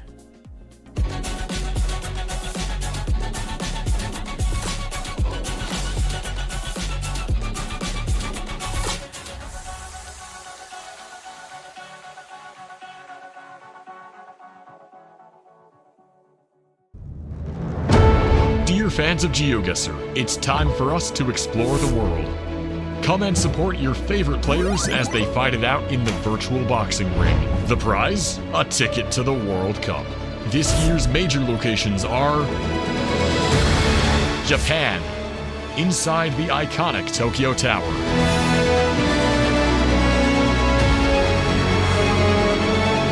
United States at DreamHack Dallas, one of the largest gaming festivals in the world. And finally, Sweden at the newest gaming festival, Glitched, in Jönköping. Go to geoguessr.com/World Cup for more information. We will see you there.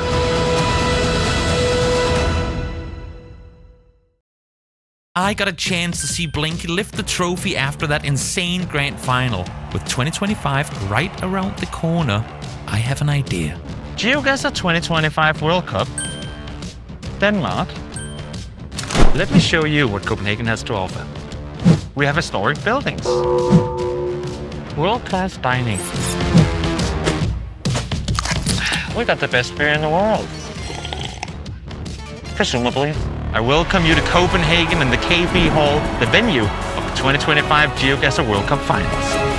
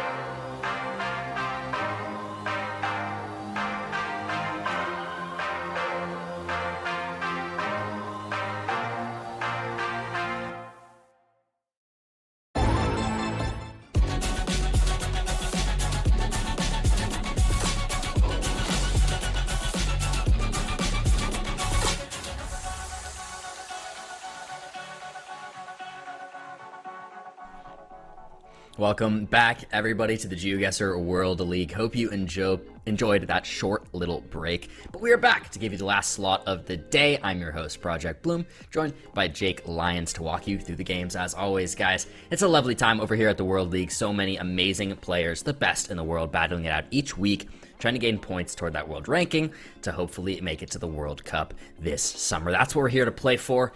And on today's slot, we have 2 more matches left that will be on the main screen. And we're going to start off with MK versus Armani. I think this one is going to be quite a fun one. MK, that second place finalist at the last GeoGuessr World Cup. And then Armani, a little bit underrated, but one of the best NMPC players in the world. So we'll see if we get there. We'll see what happens right here. Jake, talk to me about this matchup. I mean, you mentioned that the matches we've seen so far had been very, I think Jake-coded was the term that you used. This is going to be a stark contrast to that, I would imagine, especially MK. You see the average guess time, 21 seconds, very different from anything that we've seen so far today. We've seen a lot of players taking their time, a lot of players playing very calculated in the moving games, but I think the match here is going to be very, very different. A lot more fast-paced. We see MK in 4th place. He did take a 2-0 loss earlier, but he's still above that, twice as many points as matches threshold. So still feeling pretty good about where he is right now.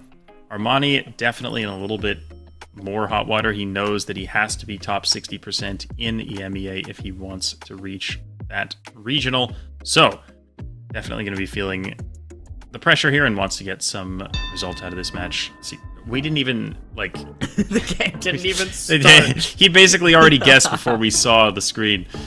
This is MK for you. This is what we're going to see. I love your comment about, like, the games have been so Jake-coded, and this is going to be the absolute now here we go. opposite. And now this is like, MK says moving, what's that? I don't need that. But Armani's also similar in that sense. I mean, he does take his time too, but he is someone who likes to play fast and will be able to keep up with MK's fast guesses. Yeah, no doubt about that. Definitely won't phase him. 051, I believe, is the area code for Bloemfontein? That kind of area? That's my home. Bloom. Let's see. Yeah, oh, true. I was confused for a second. I was like, wait, what do you mean? Armani may actually have the town. I don't know if he saw... He might have seen the town name. Yep. Oh, I think he did. Armani. 5K. Such a quick 5K on the round 2. Yeah, we don't see a lot of 5Ks from Armani, but that's a great guess. So reminiscent of the few matches that we've been seeing before this. We've been treated to a lot of 5Ks today. Yeah. Well And another by one from Armani. Armani. Love to see it. We go to round 3 in Japan. You see the players looking at these pull plates to help make their guesses. Yep. We had a Shikoku pull plate there. I think both players saw it. They should be aware that we are in Shikoku. Looks like maybe just kind of a central hedge from Armani. There is a road number on that sign there. I don't know if he sees it. Nice. Wow. Armani. This actually could be Armani's chance to win a moving game. Again, Armani, definitely not specialist in moving, but with the way Armani is able to play so fast like MK, MK is putting this pressure on quick, but Armani is using his 15 seconds to his advantage and is playing well. It's the one downside to MK's playstyle on rounds that are like kind of close to information. If he makes a quick guess, players can reach that kind of thing. But the thing is, if you get into high multipliers and you get a round that's really rural and just doesn't have information within 15 seconds, MK's playstyle is really hard to beat. Yeah, definitely true. But on this one, even without the info, Armani making the better region guess in the end. It's got a pretty decent lead right now as we go into round 5.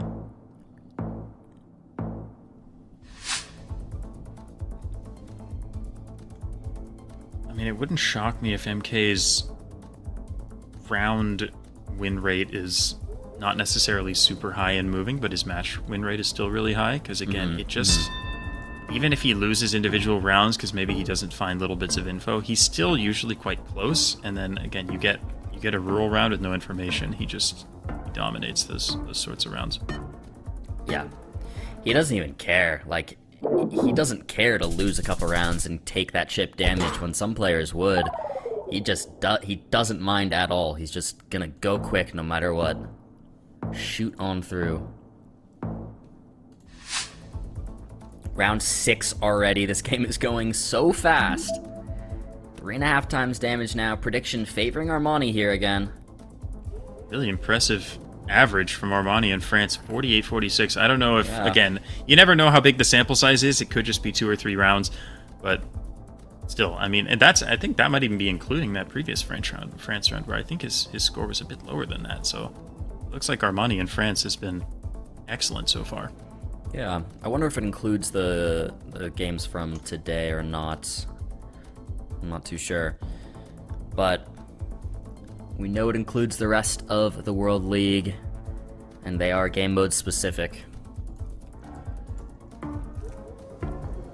Yeah, I don't see much here. There's some signs, but none of them are particularly helpful. So it, once again, like the last France round, is going to come down to a region guess here. Yeah. Both players now close to Paris on this one. This is going to be south. MK will be closer. Chip some damage back. 700. Game's a little bit more close to even. Armani's still holding his lead. But it is a slim lead. Again, I think, if anything, again, Armani wouldn't consider himself a moving player either, but I still feel like probably his advantage against MK is going to be rounds that are a little bit more urban, a little bit more info heavy. Went from Gen 3 into Gen 4. I wonder if this could be new Gen 4 Sarawak coverage, or if we'll just be on the mainland. Hard to say. Yeah. It's hard to Even say. is No Malaysia. sign. Yeah. I think it is. I mean, I like it. It'd be my best guess as well. But no signs yet. No nothing. One pull there from MK, but he just skipped on by it. Yeah, Armani back in Gen 4. One player moving west, one east. And now they're both going east, but again, I think it's just going to be a region guess, which this... I mean, both players, let's be real. Both players are excellent. Wait a second, is there Gen 4 in Sabah? I don't know. Is there? I didn't think there was. They're both on Borneo Island, Malaysia, but these are big difference in guesses. Oh, there is? There is. Oh my gosh. Armani, with 4 times damage, wins the moving game right there. I don't know why. That must be new or so. I don't remember hearing news that there was Gen 4 in Sabah, but I guess there is. And yeah, is. Armani recognizes the new coverage, recognizes the landscape, and makes an excellent guess on a round with no info. Which, again, that's kind of MK's specialty.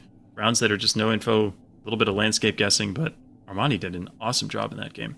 Yeah, really nice stuff there from Armani. It seemed like that was the way for him to win. And realistically, Armani being able to play fast like MK, one of those players who could actually beat MK in his fast-moving play style, and he does it. We go into no move. It's round 1, quick Sweden, and we move to round 2. It's been a tough start to the day for MK. Again, one of those players who's pretty high up in the league table. You would probably expect him to be one of the ones who qualifies directly for the World Cup, but he's not out of the woods. You never know, and with 7 weeks left, things could always turn around for him. So he does look a little bit rattled, and it's, yeah, I mean, you really can't afford in this league at any point to let your foot off the gas. So MK's going to want to lock in. He doesn't want to lose 2-0 twice today. Yeah, definitely does not. I mean, I'm so curious to go back and watch what happened to that Yannick MK game off stream, because Yannick beating MK in a 2-0 seems to definitely have MK a little rattled. Round 3 now, and Armani has full health. MK taking about 1,000 points of damage. We have a Canada round here. Very tricky, though. My first thought was... Oh gosh, my first thought wasn't Nova Scotia, I'll be honest. I thought it might have been like North Prairies or something, but heck, it could be Newfoundland. I don't know. Yeah, it's a hard one. No, this is a hard Canada's round. really tricky. I don't know. I mean, maybe with these like fir trees, maybe it is like Newfoundland or something, but I don't know. I'm not very good with my tree identification. I'm sure Fao is watching and shaking his head, but yeah, see, North Prairies was actually my first thought on this, so this could be game. Where mine was too, so we'll see. It is Newfoundland with the trees. Newfoundland. Yeah, okay. The trees don't lie. 2 times damage. That's 4,600 health down to MK. Is MK about to get 2-0'd again? Wow, he might be. What a strange round. Yeah, definitely not a very typical looking Newfoundland round, so I understand the confusion, but can MK make the comeback? I mean, if anyone can, it's him. But he just hasn't quite looked like himself so far today. Yeah. I mean, you gotta consider you're playing this game so much week after week. You're bound to have a bad weekend every once in a while. Yep. He'll come back stronger next week. That is for sure. That is for sure, But hey, I believe. he's not out of it yet. Nope, Armani he's not. flawless, but we've seen things can change so quickly. Especially now that we're getting into multis like this. It's round 5 now with 3 times multiplier. A quick Colorado lock from MK. And Armani follows suit in Colorado too. Just a little bit farther north. I wonder what they see here to indicate Colorado. I like it though. Oh, he switches to Idaho last second. Switch. Wait. It's huge. Oh, he goes back to Colorado at the last second, and he's going to be glad that he did. So good he did. It's going to be Kansas in the end. MK will be closer. He stays alive. I don't know if MK would have won right there if Armani had stayed in Idaho, but he might have. I think it would have been pretty close. Yeah, definitely would have been some decent points. Round 6 now, 3.5 times damage. If Armani is closer at all here, this will be the game. Looks like Brazil here. If anything, I would say it's relatively northeast. I do like the guess from MK. Armani going down in Bahia. Similar guesses, but not the same. Yeah. We'll see. 5 seconds left on the clock. The timer is running out. MK's actually on it there. He's gonna deal some huge damage to Armani, but Armani's still in it. Still has the lead. MK still on his last leg, but now it really could be anybody's game. Armani one state off, and he still loses 4,000 health. That is Brazil for you. Instant lock. I think you do get this car up there near Mount Elgon with this cord, but you also get this car where Armani is. I think these are the 2 places where this car is found, so Oh my. this may Which be one game. is It's it? Oh gonna my be God, MK. wait, it's gonna be MK. He makes with the comeback. 4 times damage. There's no way. You can never count him out. Oh my goodness. What a comeback. 229 to 6k, and he brings it all the way back. That is unreal. We Bit of a get multi-merchant NMPZ. maybe, but we get the NMPZ that everyone is hoping for. Yeah. Again, both of these players, phenomenal NMPZ. Cannot wait for this one. Yeah, 2 of the best NMPZ players in the world. No moving, panning, or zooming. MK has won 5 out of 10 NMPZ games so far. Armani 5 out of 9, at least going into today. So once again, very similar win rates. But we've got a Peru-Argentina split here, and it's Mexico. Wow. It's Mexico. Welcome to NMPZ, everybody. This is what you get. Indeed. Wow. There you go. Man, what an amazing set of matches we've had. Just back and forth. It's been a Roller fun day. coasters. It's been a very fun day. Round 2. And we look like we're in Indonesia, and Armani's doing a little swimming while MK is on Kalimantan. Java C, the most based Indonesia guess possible. He switches to Cali, and it's Lampung. Wow. Wow. What a location. Wow. 2 points. Goodness. Honestly, neither player So looking very difficult. happy right now. We've had some really tough Indonesia rounds today. Yeah, we have. Oh my. We are What? just getting some Misiones, yeah, from both. That makes sense. MK, what MK? the? What in the world? He's on the road. 1.3 kilometers away. So quick. He knew the Misiones dirt road. That is crazy. Yeah, that is pretty insane. So fast. Is it Colo, Mexico? I'm not sure. Oh, Dominican DR. Republic. Ah. Oh, DR in Mexico, though. We have Mexico honestly, from Armani. My first thought was not DR, but I could see it. I don't know if there's something about the car blur. Yeah. Armani considering it. But he sticks with Mexico for now. MK locks it in Santiago. Oh. 2.5x damage. This could be game if Armani stays in Mexico. Now he's thinking about Colo. How? It is Mexico!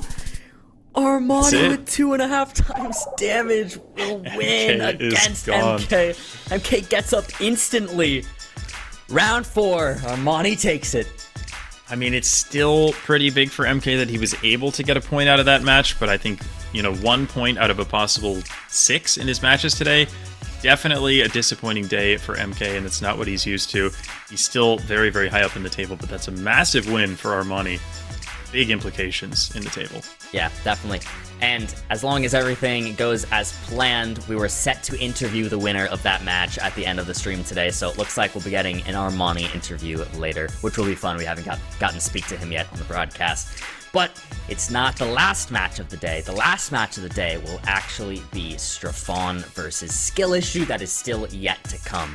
And as we mentioned earlier, both of these two players are coming off 2-0 wins. So they're sitting in a really nice spot. They're feeling good, probably taking some nice confidence in, and even Skill Issue being V89, who is quite a formidable opponent. So these two players have had a good day right before this. Let's see who's going to continue that and win this. Strafon, 63% win rate. That's actually a really, really high win rate. A great place to be sitting in right there for Strafon. Yeah, Strafon's been one of the biggest surprises of the league so far. He's really been phenomenal. Skill Issue has had a tougher time so far. I think he's second to last right now in the standings, although his last 2-0 win might have changed that. But if Skill Issue wants to have a chance at qualifying for the Americas Major, he definitely needs to step it up a little bit. Strafon's not an easy player to do it against, but we'll see if the momentum can carry over for either player, because again, they both just won 2-0. Yeah.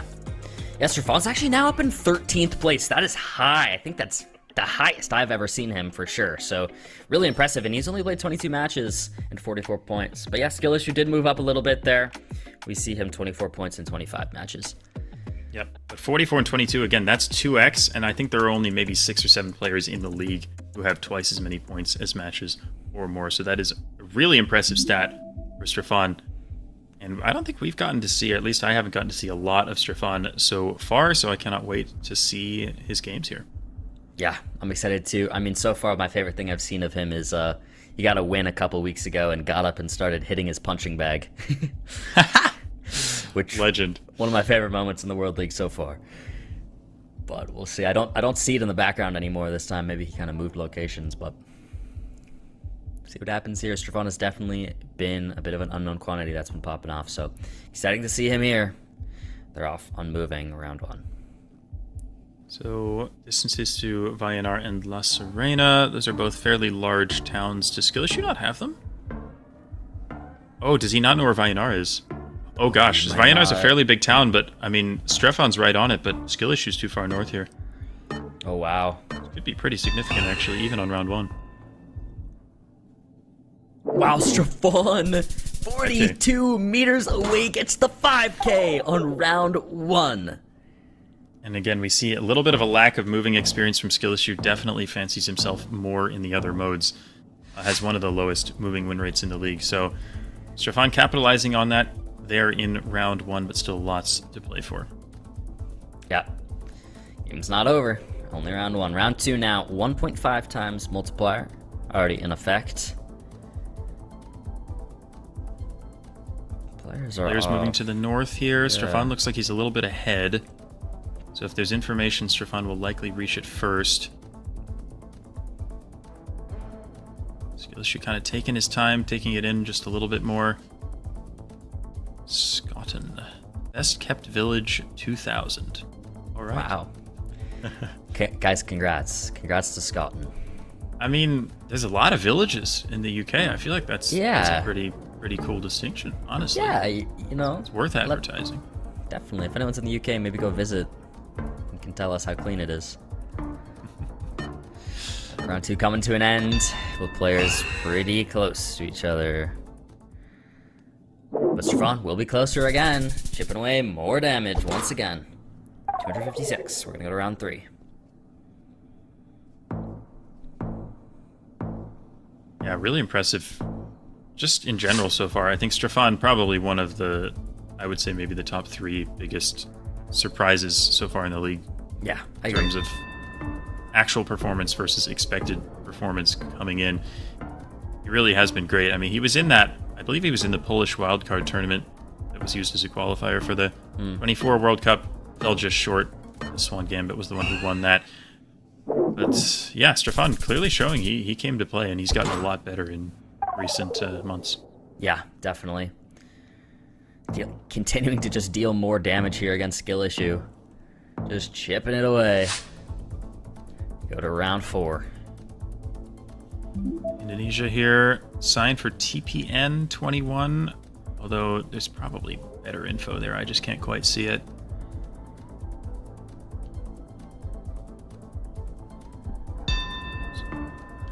Walks in West Sumatra. The polls could definitely work for West Sumatra. Pesisir Selatan. So that's in Lampung, I think. I think that this should be coastal Lampung. Ooh, he's too far north. Ooh, Gotta know your too far north. Wait, I'm wrong. Oh no, that's my bad. That is my bad. Oh man, I take full responsibility for that. So Pesisir Barat, which means west coast, is in Lampung, and Pesisir Selatan, which means south coast, is in West Sumatra. Easy to get them confused, but I take full responsibility for that one. All good. At least Stefan knew, and he got an amazing guess right there. Yep. If that was me, I would not be forgiving myself for the guess that I ended up making. So glad I'm here in the commentary booth instead. Yeah, it's good fun here. Skill Issue's finally dealing his first damage. 660 on round 5. Going around 6. Multi is going to keep rising 3.5 times. Let's player now. Skill Issue could definitely make a comeback. Multi's high enough. Yep. Things are possible. And he's making a quick guess here to put on the pressure for Stefan. Yep. Figures his comparative advantage is just play the round no move and hope that he can make a better region guess. And it makes sense. Oh, it's a very different guess, by the way. Yeah. This is probably game. I mean, I don't know how I feel about Louisiana. Wow, but he is going to be closer. South. North Mississippi, kind of Arkansas area. That's 3,700 points of damage. Skill Issue now is the lead. Wow. And there you go. I mean, that's the different play style. He saw a round that was rural enough, and he took his opportunity. He decided to adopt the MK-esque strategy of just guessing quickly, playing it no move, and absolutely worked out for him there. We're back in Indonesia. Hopefully, if we see a kabupaten, I can actually correctly identify it this time. But it looked like we had a southern Sulawesi roof, maybe? Like a South Sulawesi architecture, but not totally sure. Doesn't look like there's info on that sign. Maybe Stefan has something. Still looks like nothing, though. Looks like you can rent a PS3, 4, or 5 there, though. That's fun. Maros. He knows his kabupaten, looks like. Yep. Oh. He's going north of Makassar. That is where Maros is. This could be big. We'll see where Stefan hasn't really is. found anything. He's going to have to make a good guess to stay alive. Oh, my. 4 times damage. Just Stefan's not close. Indonesia's so massive. Where's he going to go? Oh, he's going Kalimantan. This is it. This is game.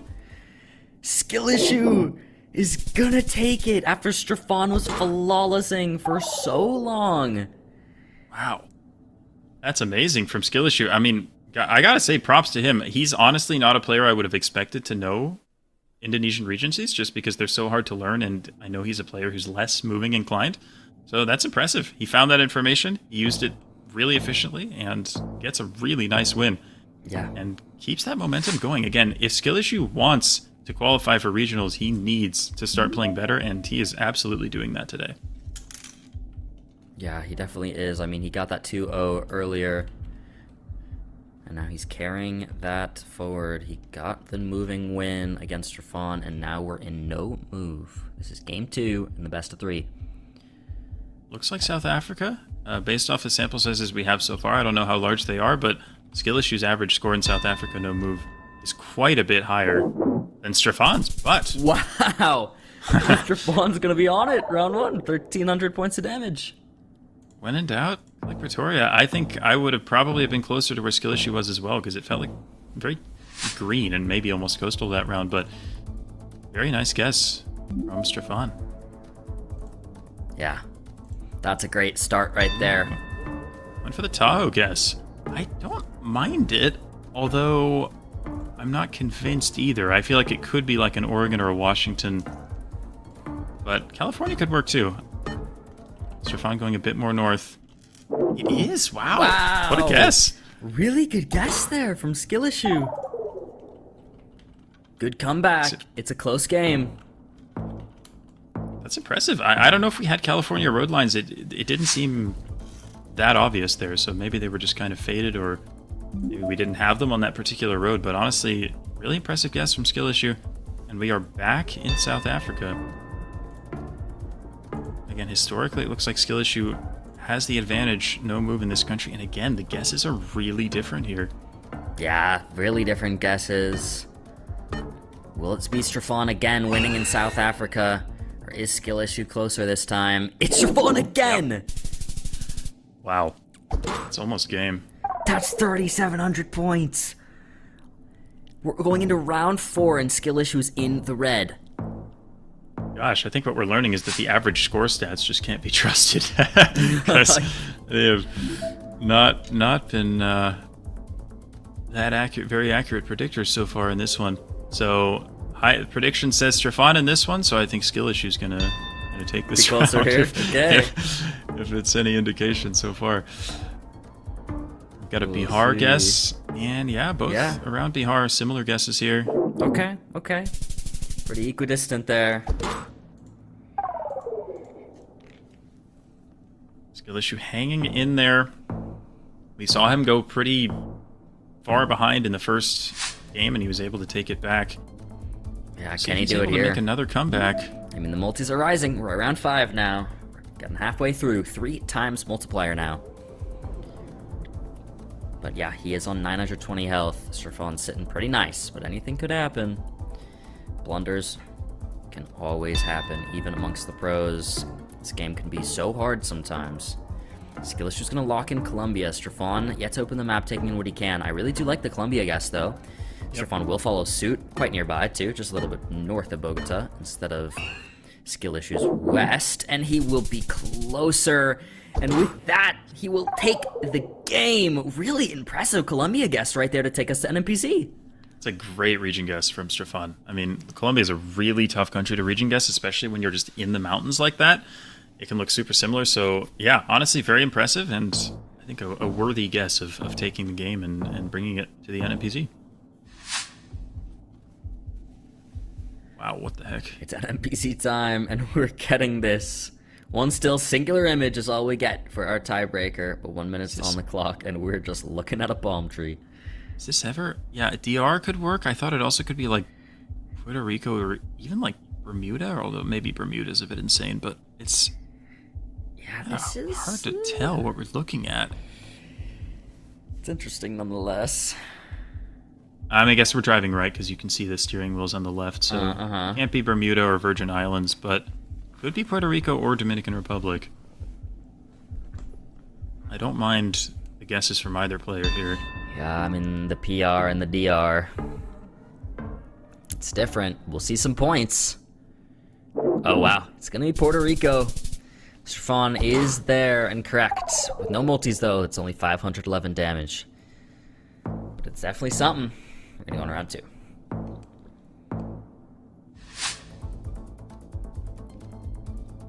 Gosh, is this more Colombia, maybe? Or, oh gosh, I'm not sure. I mean, we have the same sort of wooden fences, but I could see, like, Thailand on this one, too, I was honestly. just going to say, this is maybe like it is more... a Colo tie 50-50. This is hard. Yeah.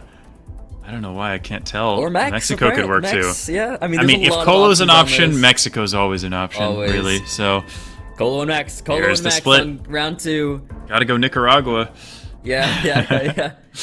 It Beautiful is guess Colo from Stefan. Stefan once again with an amazing Colo guess. Will actually take the game on NMPC on round 2.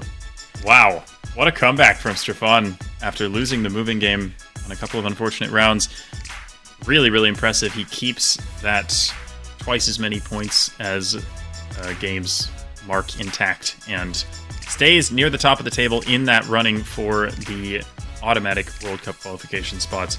Really excellent gameplay from Stefan there, especially in the no move and the NMPZ. Yeah, definitely agreed. Really nice game. And this is what else happened. Looks like Consist 2 Ode Fly Me off stream. And we can just take a look at everything that happened today, as this was our last slot. Again, we are going to interview Armani soon after his win earlier. But otherwise, this is what went down today. I mean, Jake, when you look at the whole day, what was one of the standout matches for you? I mean, this was so awesome start to finish. It's hard to pick any of them. I mean, a lot of them ended 2-0 and didn't get to that NPC, but honestly, yeah, the gameplay throughout was just amazing. I look at these matchups, like, just such high-powered games. I really enjoyed, I enjoyed the Debray Blinky. I mean, that was a total roller coaster. Foul and Blinky was kind of the same. Yes, that's what I was going to say. It was probably my favorite. Foul Blinky was crazy, so fun. And then Consus versus Radu was also excellent. Just flawless gameplay from Consus there, but just, an amazing set of games all the way through. Yeah, really amazing stuff, guys. Let's take a look at the overall standings now, really quickly, before we get into this interview. This is where we're sitting now. Strafon is now in 10th place. Yep. Really, really excellent so far from him. Again, you see, I think there are only 7 players who have more than at least double as many points as matches played. So that's, again, if you want to guarantee that automatic qualification, I think that's kind of a good benchmark for the players to be aiming for. So Strafon with 46 on 23 is in a great place, as is Debray and a lot of those players around the top of the table. But the last weeks of this are going to be fun because, I mean, you just can't really know how things are going to shake out. Yeah.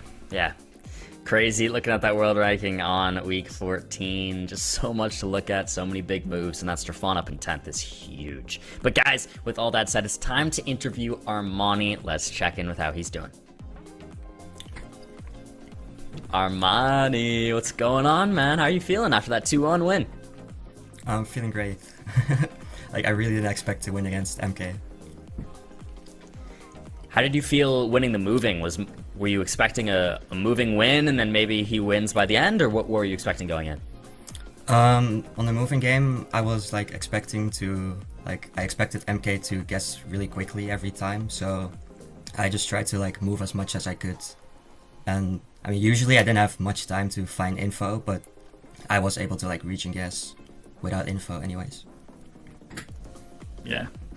I mean, you played so well today, and I know that you consider yourself more of an NPC player, so it's a bit unfortunate with the format, the way that you don't always get to play the NPC game, but after the performances today, I mean, I know that you're kind of chasing that top 60%, that sort of EMEA regionals spot. How do you feel about your chances going forward?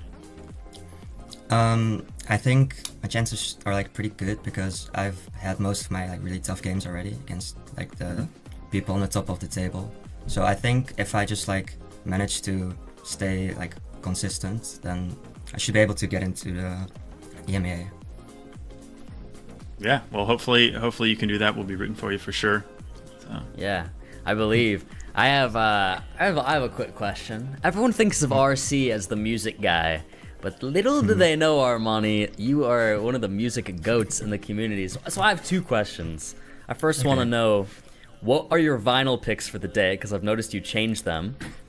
Oh, yes. So let's go. We'll do that first. I change them basically every week. On the left, there's a jazz album, Charles Mingus. Yeah. Yep. In the middle, there's a rock album, Cavalcade by Black Midi. And then on the right, it's Boris and Murtvo, and it's like a noise metal-ish album. Very cool, very cool. And then finally, do you have a song of the day? It's your turn to give a song for the people. For song of the day, I would say Besties by Black Country New Road. It's one of my favorite bands all time. And Black Country I don't know New if you've Road. noticed, but it's like the pin on my GeoGuessr profile is the album artwork. Or like the single artwork. Okay, the lore, the Armani lore, we love it. Thank you for that music rec, guys. Check it out, Black Country New Road, good band. But guys, Armani, thank you for talking with us, and best of luck going forward, man. You're killing it. Thank you. Thanks for the interview. Thanks. What a guy. What a guy. What an absolute legend. I had to ask him about music. Everyone knows RC as a music guy, but Armani listens to more music than almost anyone I know. It's absolutely unreal. So had to ask him some music questions, and so people can get to know him a little better. And get to know Armani. But guys, that's it for us today. Before we go, let's take a quick look at these majors coming up. Make sure to remind you all about them. Again, APAC major coming up first. It's going to be in May. It's going to be Tokyo in the Tokyo Red Tower. Going to be insane. And then the Americas major will be May 23rd through 25th. We're going to be joining DreamHack in Dallas. This is one of the biggest esports conventions in the US that we ever see. So it's super exciting for us to be joining DreamHack. And then the EMEA major will be in June 13th through 15th in Jönköping at the Glitched Esports Festival as well. So all going to be really great. And again, guys, it's all leading up to the GeoGuessr World Cup this summer, 2025. It's going to be August 29th and 30th in Copenhagen, Denmark. 3,000-seat theater, 360 views around the players in the center of the stage. You do not want to miss it. Go grab some tickets, geoguessr.com/World Cup. And guys, Twitch subscriptions are going directly to the prize pool. And once again, if you do subscribe on Twitch, you're going to enter a giveaway for a GeoGuessr goodie bag each week if you are subbed on Twitch. So if you want to be entered in, feel free to drop a Twitch sub, maybe even a Prime. Any primers? I know you guys got some. You're just going to be supporting these players and this esports scene, so we appreciate you. But guys, thank you so much for watching. As always, that is it for us today. And I always give Jake an opportunity to say anything if he wants to. Jake, do you have any closing thoughts? I got nothing much to say other than what a week it was. Amazing matches, and it feels like this league just gets better and better as we get towards the end. So yeah, I just cannot wait for what we have in store for us. Yeah, lots of amazing stuff to come, guys. Thank you so much for tuning in every week. We appreciate you. If you like me and Jake, check out Jake Lyons on Twitch and YouTube, and myself in the same places too if you'd like. I've been Project Bloom, your host. Again, obviously joined by Jake. It's been a blast. We appreciate you all. Make sure to check out the highlight page actually on the GeoGuessr YouTube as well if you want to see the best highlights each week from the World League. But guys, that's it from us.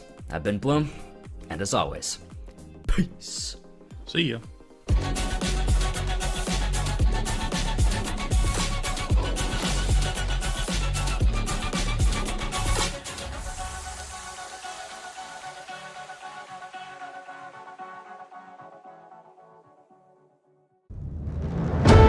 Dear fans of GeoGuessr, it's time for us to explore the world.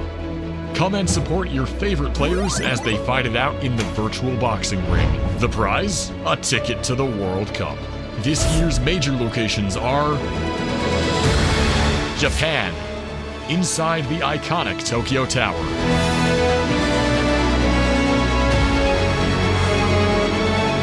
United States at DreamHack Dallas, one of the largest gaming festivals in the world. And finally, Sweden at the newest gaming festival, Glitched, in Jönköping. Go to geoguessr.com/World Cup for more information. We will see you there.